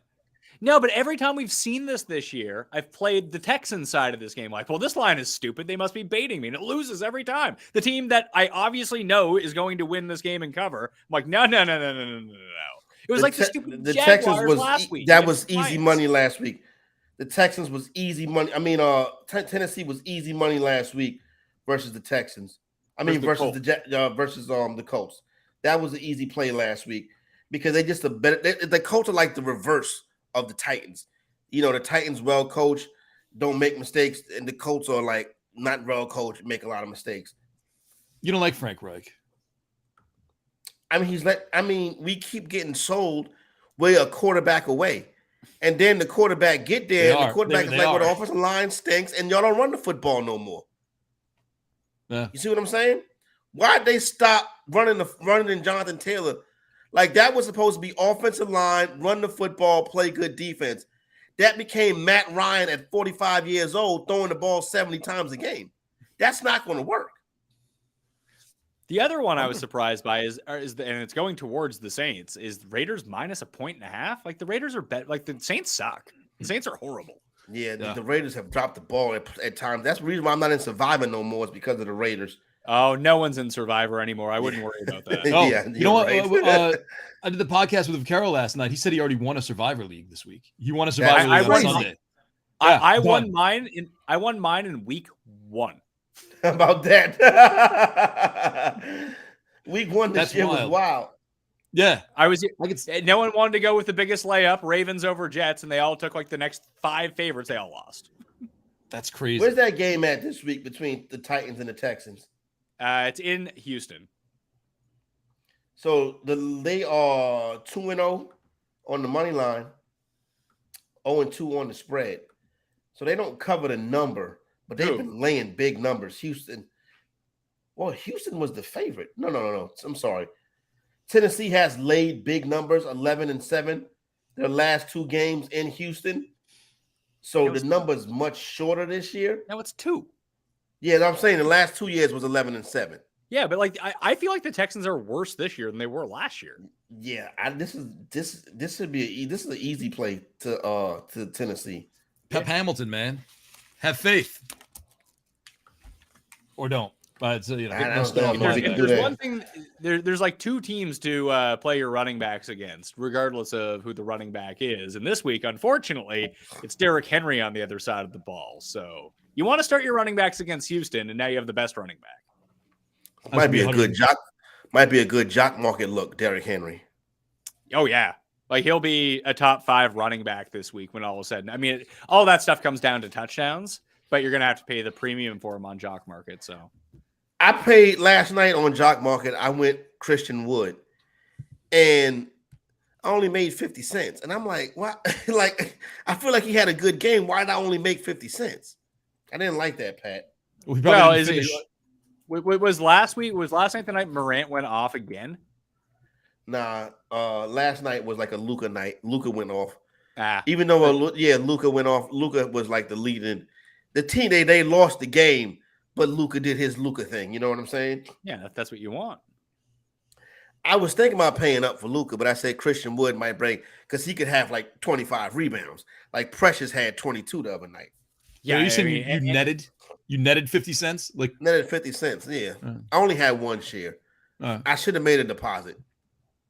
I did. Enter code friends. Yeah. So man, that was it. Who should I look after tonight in Jock Market? I don't know. I haven't looked at the NBA slate at all. So it's Wednesday, man. Tonight movie night. Tonight's challenge. Tonight is NBA League Pass night. It's the challenge night for my wife and I. So. Oh, okay. Is that fantasy? You used to run that fantasy game, or did you stop? Oh, still do run the fantasy game. That's great. That's pretty awesome. Oh, you know what, Pat? We talked about this yesterday. We got to find a way to like talk midterm odds without offending anybody. You know what I'm saying? I did that in 2015. You did? At Fantasy. Yeah, that was a lot of fun. Those shows did well and no one got mad at me. It was really weird. I think it's because I'm Canadian. You're friendly Canadian. That's why. You have a totally objective view. That's what we got to do is we can just have a bunch of Canadians on the show. We'll be fine. And I gave out Bernie Sanders to win the Michigan primary at 33-1. So people cashed that. So they liked it. That was good. I don't know if we, you see, I think it's something that we could and should do, but I worry that we like offend people. You know what I'm saying? So I like I said, I'm not into politics. I'm into people. You know, that's my new line, but I want to do it, but I don't want the audience to get mad at us. You know what I'm saying? You don't want the smoke that comes along with it. Yeah, exactly. I don't want when I used to work for Sports Illustrated, my inbox, I'd be like, man, I made that video 7 months ago. Please leave me alone. You know what I'm saying? I don't want that no more. I'm out of that. You know what I'm saying, Pat? But I think it's interesting to break that stuff down. Yeah, like I mean, I have a guy who does this. Like he does his own modeling and makes a lot of he just plays the political betting market. We want a ton of money, and he does it worldwide. So we want a ton of money on Liz Truss to take over as prime minister. Now she's already gone, but she cashed that for us at 6-1. That was awesome. So he was giving us Australian parliamentary riding bets that were plus 1,200. Cash it. Unfortunately like the NFL, the U.S. political market tends to be much sharper than just because more people pay attention to it. Like during the election last time, like understanding how ballots were being counted was a print fest on Biden in all, like in Pennsylvania, in Georgia, all these places where they were laying Trump like minus 600 and stuff like this. It's like, well, all the Biden votes are going to be counted tomorrow. Let's just hammer Biden across the board in these individual states. So there is stuff like that. But I'm with you. It's probably not worth the blowback of like, well, how dare you say you don't like my guys? I don't like or dislike. I don't care. I'm trying to hit a bet. Yeah, exactly. I think we could do it. I think we could pull it off, Corey. I think we could do it.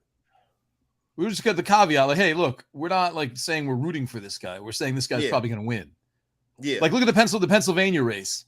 That one's super interesting with Dr. Oz and the bald and that guy who looks like a bouncer, Fetterman, who had like a stroke like 5 months ago, and I guess had to have closed captions read to him through an earpiece, or he had to read it or something like during the debate 2 nights ago, whenever it was. Like that's a crazy race. I don't know who's going to win that. I think he's ahead by like a point over Dr. Oz, but polls are garbage, man. I get polls on my phone and I just right back whenever I want. Remember we used to see Dr. Oz. Dr. Oz used to work over there by Junk. So you would see Dr. Oz walking down the street sometime. You'd be like, oh, it's the Dr. Oz. How about that's Dr. Oz? Yeah, that's interesting. Maybe it's because the other guy looks huge, but Dr. Oz seems like a real little fella. He's not a big man, Dr. Oz. He's not a big man at all. You know what I'm saying? He's not. So I wonder on the campaign trail. He's Adam Ronan's size. Oh, I wonder if you see him out on the campaign trail, be like, you're a much smaller man. You don't project as well as you did on TV. I'm voting for the other guy. Maybe he's sitting on top of a box. Maybe he got a box underneath the podium. You know what I'm saying? Yeah, right. Has someone slide around under for him. How did Dr. Oz get to be from Pennsylvania? When did that happen? I guess he's from South Jersey. And like, there's a point of contention about does he actually live in Pennsylvania? Oh, so that's like a thing now. He has 10 houses, something like that. One of them's in when Pennsylvania. You have so many houses, you just pick one. Oh yeah, that's right. Pennsylvania's winnable. Yeah, your Dr. Is he not? Did he come up under Oprah, Dr. Oz, or that's Dr. Phil? No, they're both. They both came up under Oprah, right? Yeah. That's Oprah she got a good coaching tree, Oprah. I guess that's debatable if you like Dr. Phil or Dr. Oz. She's like Bill Walsh. She might be more like Bill Belichick and head coaches. Yeah. Once you leave that Oprah show, you're not good. You know what I'm going for tonight on Jock Market? I'm going with Keldon Johnson for the Spurs. No, I think he retired like 5 years ago. Calvin Johnson. Megatron. Keldon. No, not Megatron. Keldon. Keldon Johnson. San Antonio Spurs guard. Oh, Kelvin with a K, like the unit, the measurement of heat and cold. Heat. Absolute zero. 100 Kelvin. Oprah Handshake Hall of Fame? No, 200 Kelvin is absolute zero. Who's in the Handshake Hall of Fame? Who are we putting in there? Oprah. That's the question. Oprah's Handshake Hall of Fame. Oprah would definitely be a Handshake Hall of Fame. I've never met Oprah. I've met Gayle King before. I've shook Gayle King's hand. Never Oprah, though. That's not really Gayle King used to work in the building with us. Yeah, she had a show. Are you sure it was her, or was that Scott Engel? You can tell the difference between Gayle King and Scott. Gayle King's a good-looking older woman. She really is. You see her in person, I was like, oh, wow, who is this lady? I think you could just say Gayle King. You could just say good-looking woman. I think you could just say. I don't know how old Gayle King is. She's probably a little bit too old for me. You know what I'm saying? I don't know. What is she? So, I mean, at this point, it's like 62 isn't that old anymore. Gayle King is 67? Yeah. She's a good-looking lady for 67 years old. That's nothing now that we're 45. Yeah, but I don't think, you know what I'm saying? Like, that's Gayle King, you know what I mean? Yeah. I don't think she, I mean, every time I see her, she say, what's up? I don't think she was that, when I was like, yo, Gayle, let me, what's up, baby? Let's go out and get a couple margaritas. You are a fly in a spider web right now. Keep going. Yeah, this is great. The limo driver backing me off. All right, boys, I got to bounce. All right, it's 4:30 already. Look at that. That was great. Hey, thanks, Pat. We'll talk to you again next week. I'll get you off of Gayle Kim talk. Yeah. Thank you. Good save by Pat Mayo, everybody. Thank you. I am sorry. The Mayo Media Network. Fan of Gayle King.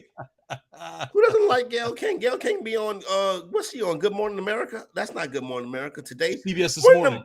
Yeah, CBS. She on one of them with Nate Burleson. Look at that. How does Nate Burleson and Michael Strahan do daytime talk shows?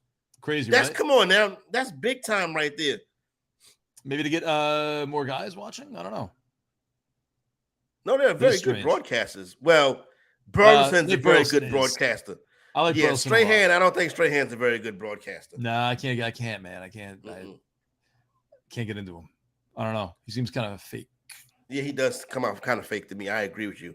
Burleson is very good though. Yeah, I like him. He's just, I don't know. He's got a panache on TV. Yeah, you know? He's very good on TV.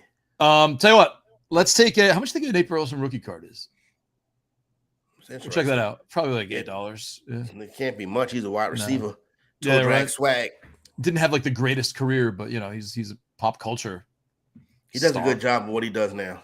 Yeah. Let's take a quick break. We'll come back. We'll finish up this show. Maybe hit some more ad drops. Maybe we'll open some of these Sage packs since there's nothing else I can do with them and all the good cards we've opened already. We got to pray over. We got to pray over E's team again too. Oh yeah, that's right. So we'll do that. Okay. We can do that too. All right. Stay tuned. We'll be right back after this. Bettor Sports Network is sponsored by Jock Market. Co-founder of Jock Market. Dave, what's up, man? Hey guys, how are you doing? Thanks for having me. Doing? Thank you for sponsoring the show on the network and everything, man. We much appreciate it. Yeah, absolutely. We have one of your I don't know what you should call him, not a sycophant really, maybe a disciple, maybe I don't know, John Legeza on once in a while, and he is like he's on it, like all in caps Jock Market, and like his enthusiasm for it. I mean, look. Like I remember we had Jock Market sponsor one of the athletic shows a while ago too, so I was familiar with the game. But he is like, man, the proselytizer big time of your game. Yeah, right from the jump. The second we first started talking to him, it was very clear as a match. He got the game. It was like he's a big stock guy too, so the crossover between that and him making picks every day, it's really like a match, perfect match for us. That's cool. That's what's up. Me and Nando, we've talked to. I mean, we've been doing shows for a long time. And I remember back in the day, interviewing Nigel and Jason Robbins and all of that stuff. And one of the interesting things when we talked to Nigel was hearing about the story of FanDuel and how it kind of came about at South by Southwest. How did Jock Market come about? Where did the thought process come from? Like, what were you into at the time? What were you looking to do? How did Jock Market become to be the app that's on our phones today? Yeah, no, great question. So, working with my co-founder Tyler at our previous company, we played a lot of DraftKings and FanDuel on our own, and obviously we liked it. We loved playing, but figured there were other ways out there, other ways to play that would be more interesting. And we've also both been interested in investing for a long time, and it was kind of crazy that the stock market and sports concept hadn't really been. I mean, it'd been people had tried it before, but that it hadn't really worked. And then the daily fantasy spin really showed us an opportunity to make it work where you can have an intrinsic value for those shares. So you have people coming and buying in shares, but if it's a perpetual market, the shares never pay out. It's kind of hard to figure out what they'll be worth. But in a daily market, you buy those shares, in the afternoon, by that evening, for the most part, they're going to pay out real cash. So you have an intrinsic value. I think this is going to be worth X dollars by the end of the night. So now I have a number I can come and pay for it. So that's really where we saw the opportunity. It's just a matter of making the game work within fantasy sports regulations and making it fun and interesting and give people the opportunity to make money by playing. This is Corey Nando and Friends, presented by Mayo Media and sponsored by Jock Market. Make real money every second of every game.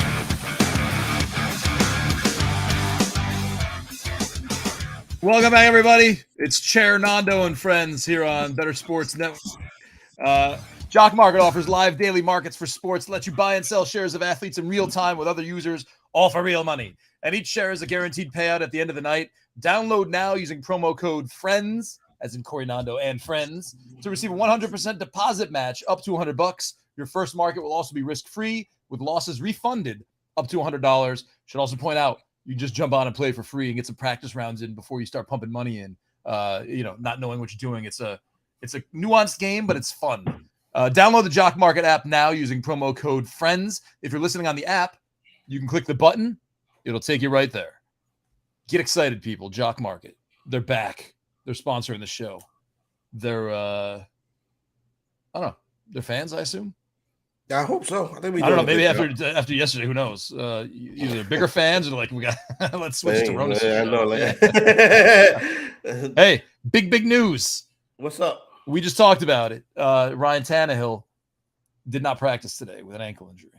Uh-oh. I mean, it's Wednesday, and like Wednesday's that weird like veteran rest day. It is a veteran rest day. You're right. But I mean, like it's so. Here's the report: is Tannehill briefly left last week's game against the Colts after suffering the injury, but he quickly returned.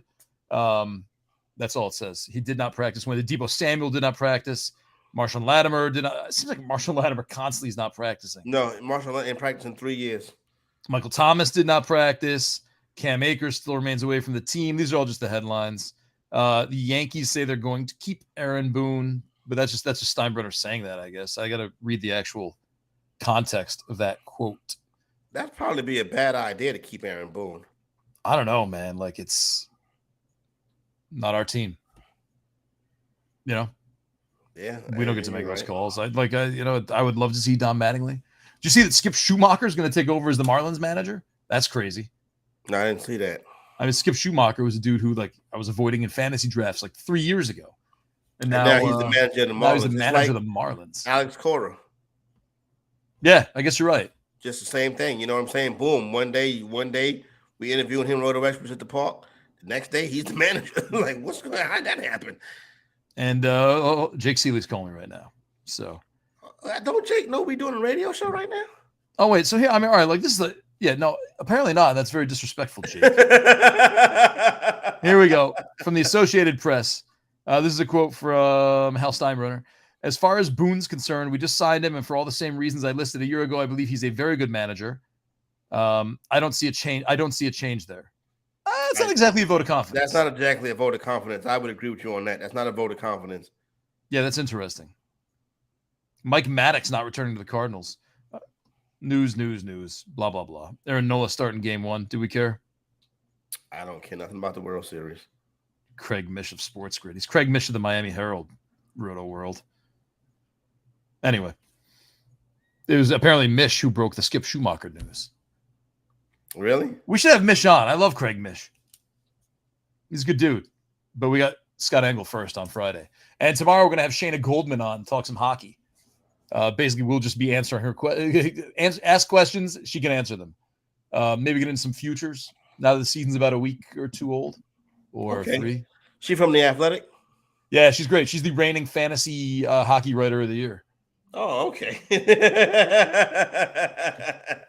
Cool. She's fantastic. She's someone who was she's like an analytics writer, and we had Chris Meany was writing our fantasy hockey at the time, and Scott Cullen.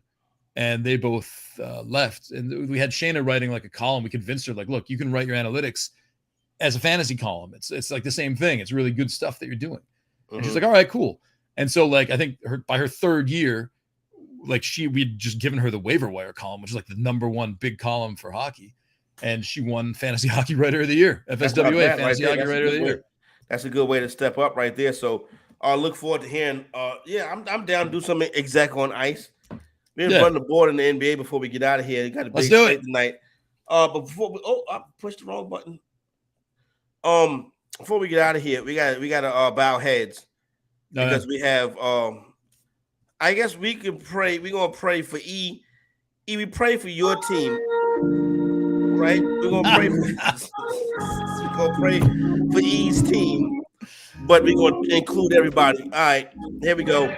Everybody, bow your heads. Dear person up above, we come to you with bowed heads and humble hearts. Ask you to look over our fantasy football teams as we prepare for week number 8 of the season. Keep us from overthinking. Keep us from making bad trades. Keep us in the right spot on the waiver wire. We ask you to bless us with health over our players, health over our minds, health for our opponents, even though we would like to beat them. Do not let us spend too much time on this hobby. Keep our families safe. Once again, person up above, in your name we pray. Amen. Hallelujah. No. That was really nice. Thank you very much. You know what I'm saying? The Reverend Dr. Fantasy Executive. We pray for your teams on Wednesday. If anybody else needs their team prayed for, from now on, if we're going to pray for teams, you got to call in to get your team prayed for. Yeah, I like that. Yeah, yes. You got to call in to get your team prayed for. You know what I mean? We can get, we'll have a good time and stuff like that. You need to be at church to get the hands. Thank you, Jalen. Tell you what, man. I got this box of Sage artistry. I'll throw in the autographs and the canvas card. I've been told we can actually give them away. Oh, you can? Okay. Yeah, they can set it up. I guess they can set it up like spontaneously. So consider it Listener Appreciation Day if you are interested in this box of Sage cards. $19.99 street value. It's been open. You know the autographs you're going to get if you've been watching from the start. Let's just recap the two players we've never heard of. Isaiah King, a cornerback for Buffalo, and Giovanni Haskins, a tight end from Rutgers. And apparently this card will hold some value. It's a canvas card of Cole Turner, also a tight end. He's already been drafted for Washington. I don't know what else is in here. There's some base cards, and it looks like some parallel cards should be in here too. We're going to fire it up, man. Sage, box, you can win it. I will personally mail it out to you. Wrapped in whatever bubble wrap I can find here. Maybe I'll go buy some. Wrapped up, probably not, individual cards wrapped up. But let's do it. We're going to run a contest. Subscriber, viewer appreciation day. Smash the fun button. I believe we picked a random number. Corey, you want to set off the Sage box contest? All right, so yeah, there you go, everybody. We got that Sage box right there. Good job by Nando. We got it approved. You know what I'm saying? I just wanted to make sure that legalese giving stuff out on the radio. You know what I mean? Hey, that's how we roll, man. I look out for each other. You know what I'm saying? Yeah, looking out for each other. That being said, fun button pusher number 6. You got a box of Sage. You know what I'm saying? In 3, 2, 1. Go ahead and hit that fun button right now. And the contest has begun right here. Corey Nando and Friends, presented by Mayo Media. We're waiving the rules. If you've won in the last 90 days, we don't care. It's a box of Sage cards. You got to be 18 or over to win. That's the only catch. Got to be 18 or over to win. Yep. Because there is some nudity in the Sage box. Oh my God. Come on, E, you can win. Everyone just start hitting the buttons. Anyone can win. If you won in the last 90 days, does not make a difference to us. That's how we're Corey Nando and Friends here. We don't care about rules. E won the contest. There you go. Congratulations. There he is. He won the contest. All right. We'll get your information. We'll mail it out to you. Look for it in the mail, buddy. Congratulations. Let's rock and roll, Corey. Do you want to finish with NBA? Do you want to? I mean, we can do some ad drop. I'm trying to figure out. Oh, I know. I'm trying to figure out where my pop's at right now. I have. Oh, he's driving. He about to pass. He about to drive past me. That's where he's at right now. All right. Okay, I got to. We got like the phone tracker because I want to go to Walmart after the show. I want to see if he want to ride. You know what I mean? And I called him. I ain't getting no answer. Do you grocery shop at Walmart too? Do you do everything? Oh, yeah, everything bro, done in one? Let me tell you something. That's the thing. That's one of the major issues here. As a matter of fact, it's actually going to be on the ballot. This town does not have a grocery store. That's weird. That is very weird. And for somebody from Harlem, New York, where is he going down that way? So somebody from Harlem, he's watching him move around. Somebody from Harlem, New York, look like he's going to Sumter. If he do go to Sumter, I want him to go to Sumter. Definitely want to go to Sumter. Anyway, with that being said, there's no grocery store. So grocery store, the closest grocery store is a 15-minute drive. So right. There's grocery stores and there's a grocery store in Walmart. And then are you familiar with IGA, International Grocers Association? No. Yeah, that's in Santee, right right over the water in Santee. All right. And they got a Food Lion over there too. All right. So you got IGA, Food Lion, and the Walmart grocery store. Oh, and obviously there's 17 Piggly Wigglies. Oh, yeah, right. He's had this down in Florida. Don't you have a garden? Don't you grow some stuff on the back? You can grow stuff like probably 8 months of the year there. Oh, we got a farm. We got a couple cows on the farm. There's a couple greens, collard greens, and stuff like that out on the farm as well. Do you really? Yeah. You have cows? Yeah, we do have 2 cows on the farm. We got 2 cows back there. Dairy or beef? Beef cows. Look at that. Yeah, we got 2 cows back there. The problem with the cows is sometimes the cows will get away and get on other people's farms. Yeah. And that's dangerous because you don't want the cows eating their crops because then you got to pay them people back. You know what I'm saying? Yeah, gotcha. And then the cows don't never get away at like 2:00 in the afternoon, right?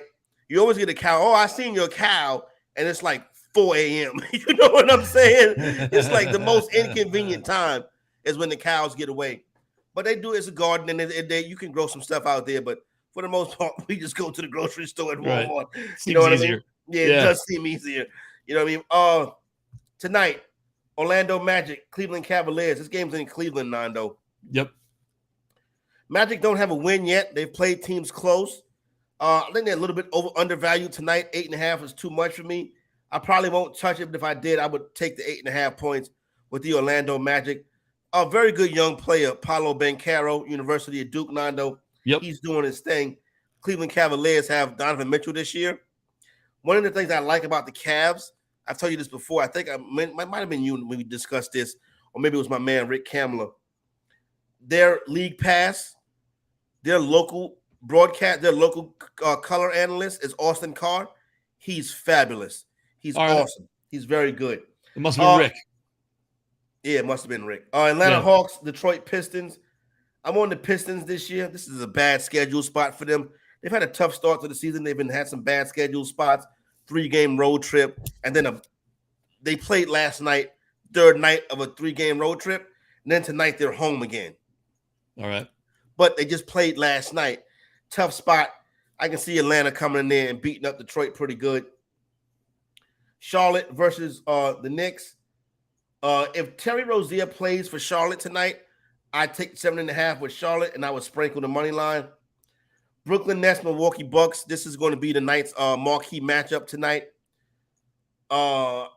Everybody's going to be on the Bucks, and rightfully so. I don't like the Bucks as much without Middleton. The Nets did play, and coming off a loss, I would take the 3.5 with the Brooklyn Nets tonight. Philadelphia and Toronto. I did this for Action Network. It's actually up right now on NBA.com, so shout out to your boy. I'll lay the 2 points with the Philadelphia 76ers. Are you behind the paywall, Action Network? It's above. It's front and center. Oh, so anyone can watch it? Anyone can go read it? Yeah, anyone can go read it. Nice. You can read it on the Action Network, or you can read it on NBA.com. You go to NBA Bet, and bam, the fantasy executive is over there. Look at this guy. No Scotty Barnes tonight for the Raptors. I like the 76ers. Should be a good game. Playoff type intensity in that game. San Antonio Spurs, Minnesota Timberwolves. I would play Keldon Johnson's point prop tonight. If I can find that for you right now, I'll let you know what it is. It's not. It must not be up there yet, Nando, because I don't see it. All right. And again, I'm offshore, so you know how that is. Offshore. I do. Pain in the butt. You know what I mean? If Joe Cunningham. You want me to take a look? I can see if I can find the Keldon Johnson point prop for you. Yes, Spurs and Timberwolves. Of the San Antonio Spurs. Oh, I know Keldon Johnson. I got his card. Yeah, his cards are going good. Matter of fact, they are. Cole Huff wrote something good about him. Like, let me buy his card. That was that. Yeah, he's good. Indiana Pacers, Chicago Bulls tonight in Chicago. Tyrese Halliburton. Got his cards too. Yeah, his cards are very popular as well. Tyrese Halliburton, point prop, probably be my bet right here. I think the Pacers can keep this one close, to be honest. But then again, the Bulls could run them. But I would take the Pacers in the 7.5.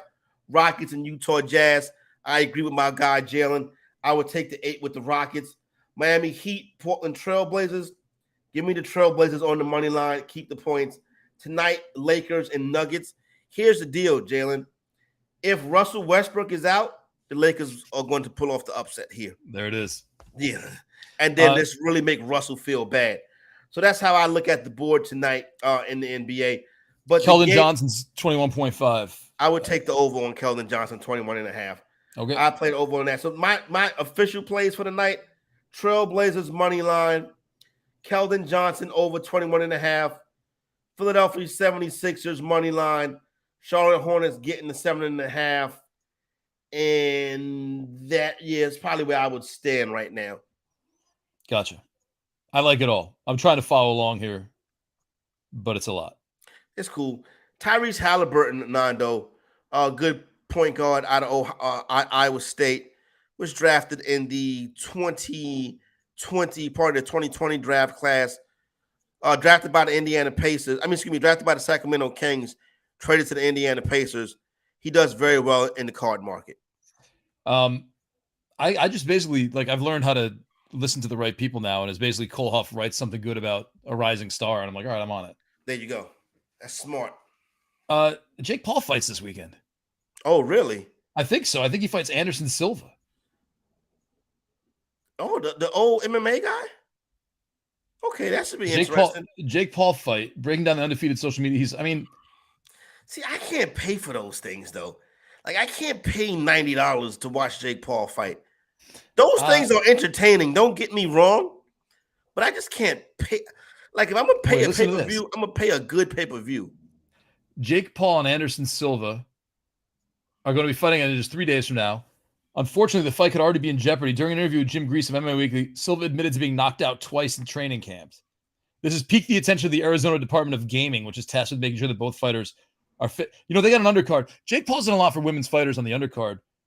Maybe we should hit up Aaron and see if she come on. Like, I didn't realize this is Jake Paul fight weekend. Why aren't we making a big deal out of this? People like Jake Paul gets looked up big time. Oh, he's a big, I know. I agree with you. Jake Paul's the favorite. Jake Paul is always the favorite. Jake Paul know what he's doing. Jake Paul fight people he can beat. He not crazy. And Jake Paul trains. Jake Paul, well, here it is. Jake Paul's a millionaire. He's like, what, like 25? Like, he's basically whatever young fighter is coming up. And you're fighting guys who you can beat. You're padding your record. And then when he becomes like 11-0, maybe he'll start getting like some serious boxing matches. Listen, I'm not knocking Jake Paul's hustle. Yeah. I'm not knocking Jake Paul minus 190. Anderson Silva's plus 150. Under 6.5 is plus 115. Jake Paul by decision is plus 170. We only got 2 minutes. Hold on one second. Tyrese Halliburton over 19.5 on DraftKings. Hit that. All right. Can you parlay overs on points? Is that illegal? It depends on the shop. If it's not the same game? It's the same on the shop. You know what I'm saying? But for the most part, you can. I don't even know if you can offshore. I'm not a big player prop guy, but I do like that spot right there. Jake Paul to win by TKO is plus 350. That's probably how he's going to win. I would think he only fight people he can knock out. He hasn't knocked anybody out yet, has he? I get them mixed up then. Ain't one of them be knocked? Who knocked out Nate Robinson? That might have been Logan Paul. Let me see. Hold on. Know. Did he knock out Jake? Hold on. Jake Paul, Nate Robinson. We got it. Nate Diaz. Jake Paul, Nate Robinson gift. So I assume Jake Paul knocked out Nate Robinson. Yeah, there you go. Jake Paul's a big dude too. Yeah, he's not he tried to come off like he's an amateur. He's not no amateur. He's training. He knows what he's doing. You got all that money. You got that size, and maybe he's got some natural ability too. I mean, he's probably an athlete. Yeah, he's probably so. Big clunky Midwestern guy who's like toned. You know what I mean? He doesn't have like a gutter. No, they got plenty of money. They working out. They take good care of themselves. Yeah.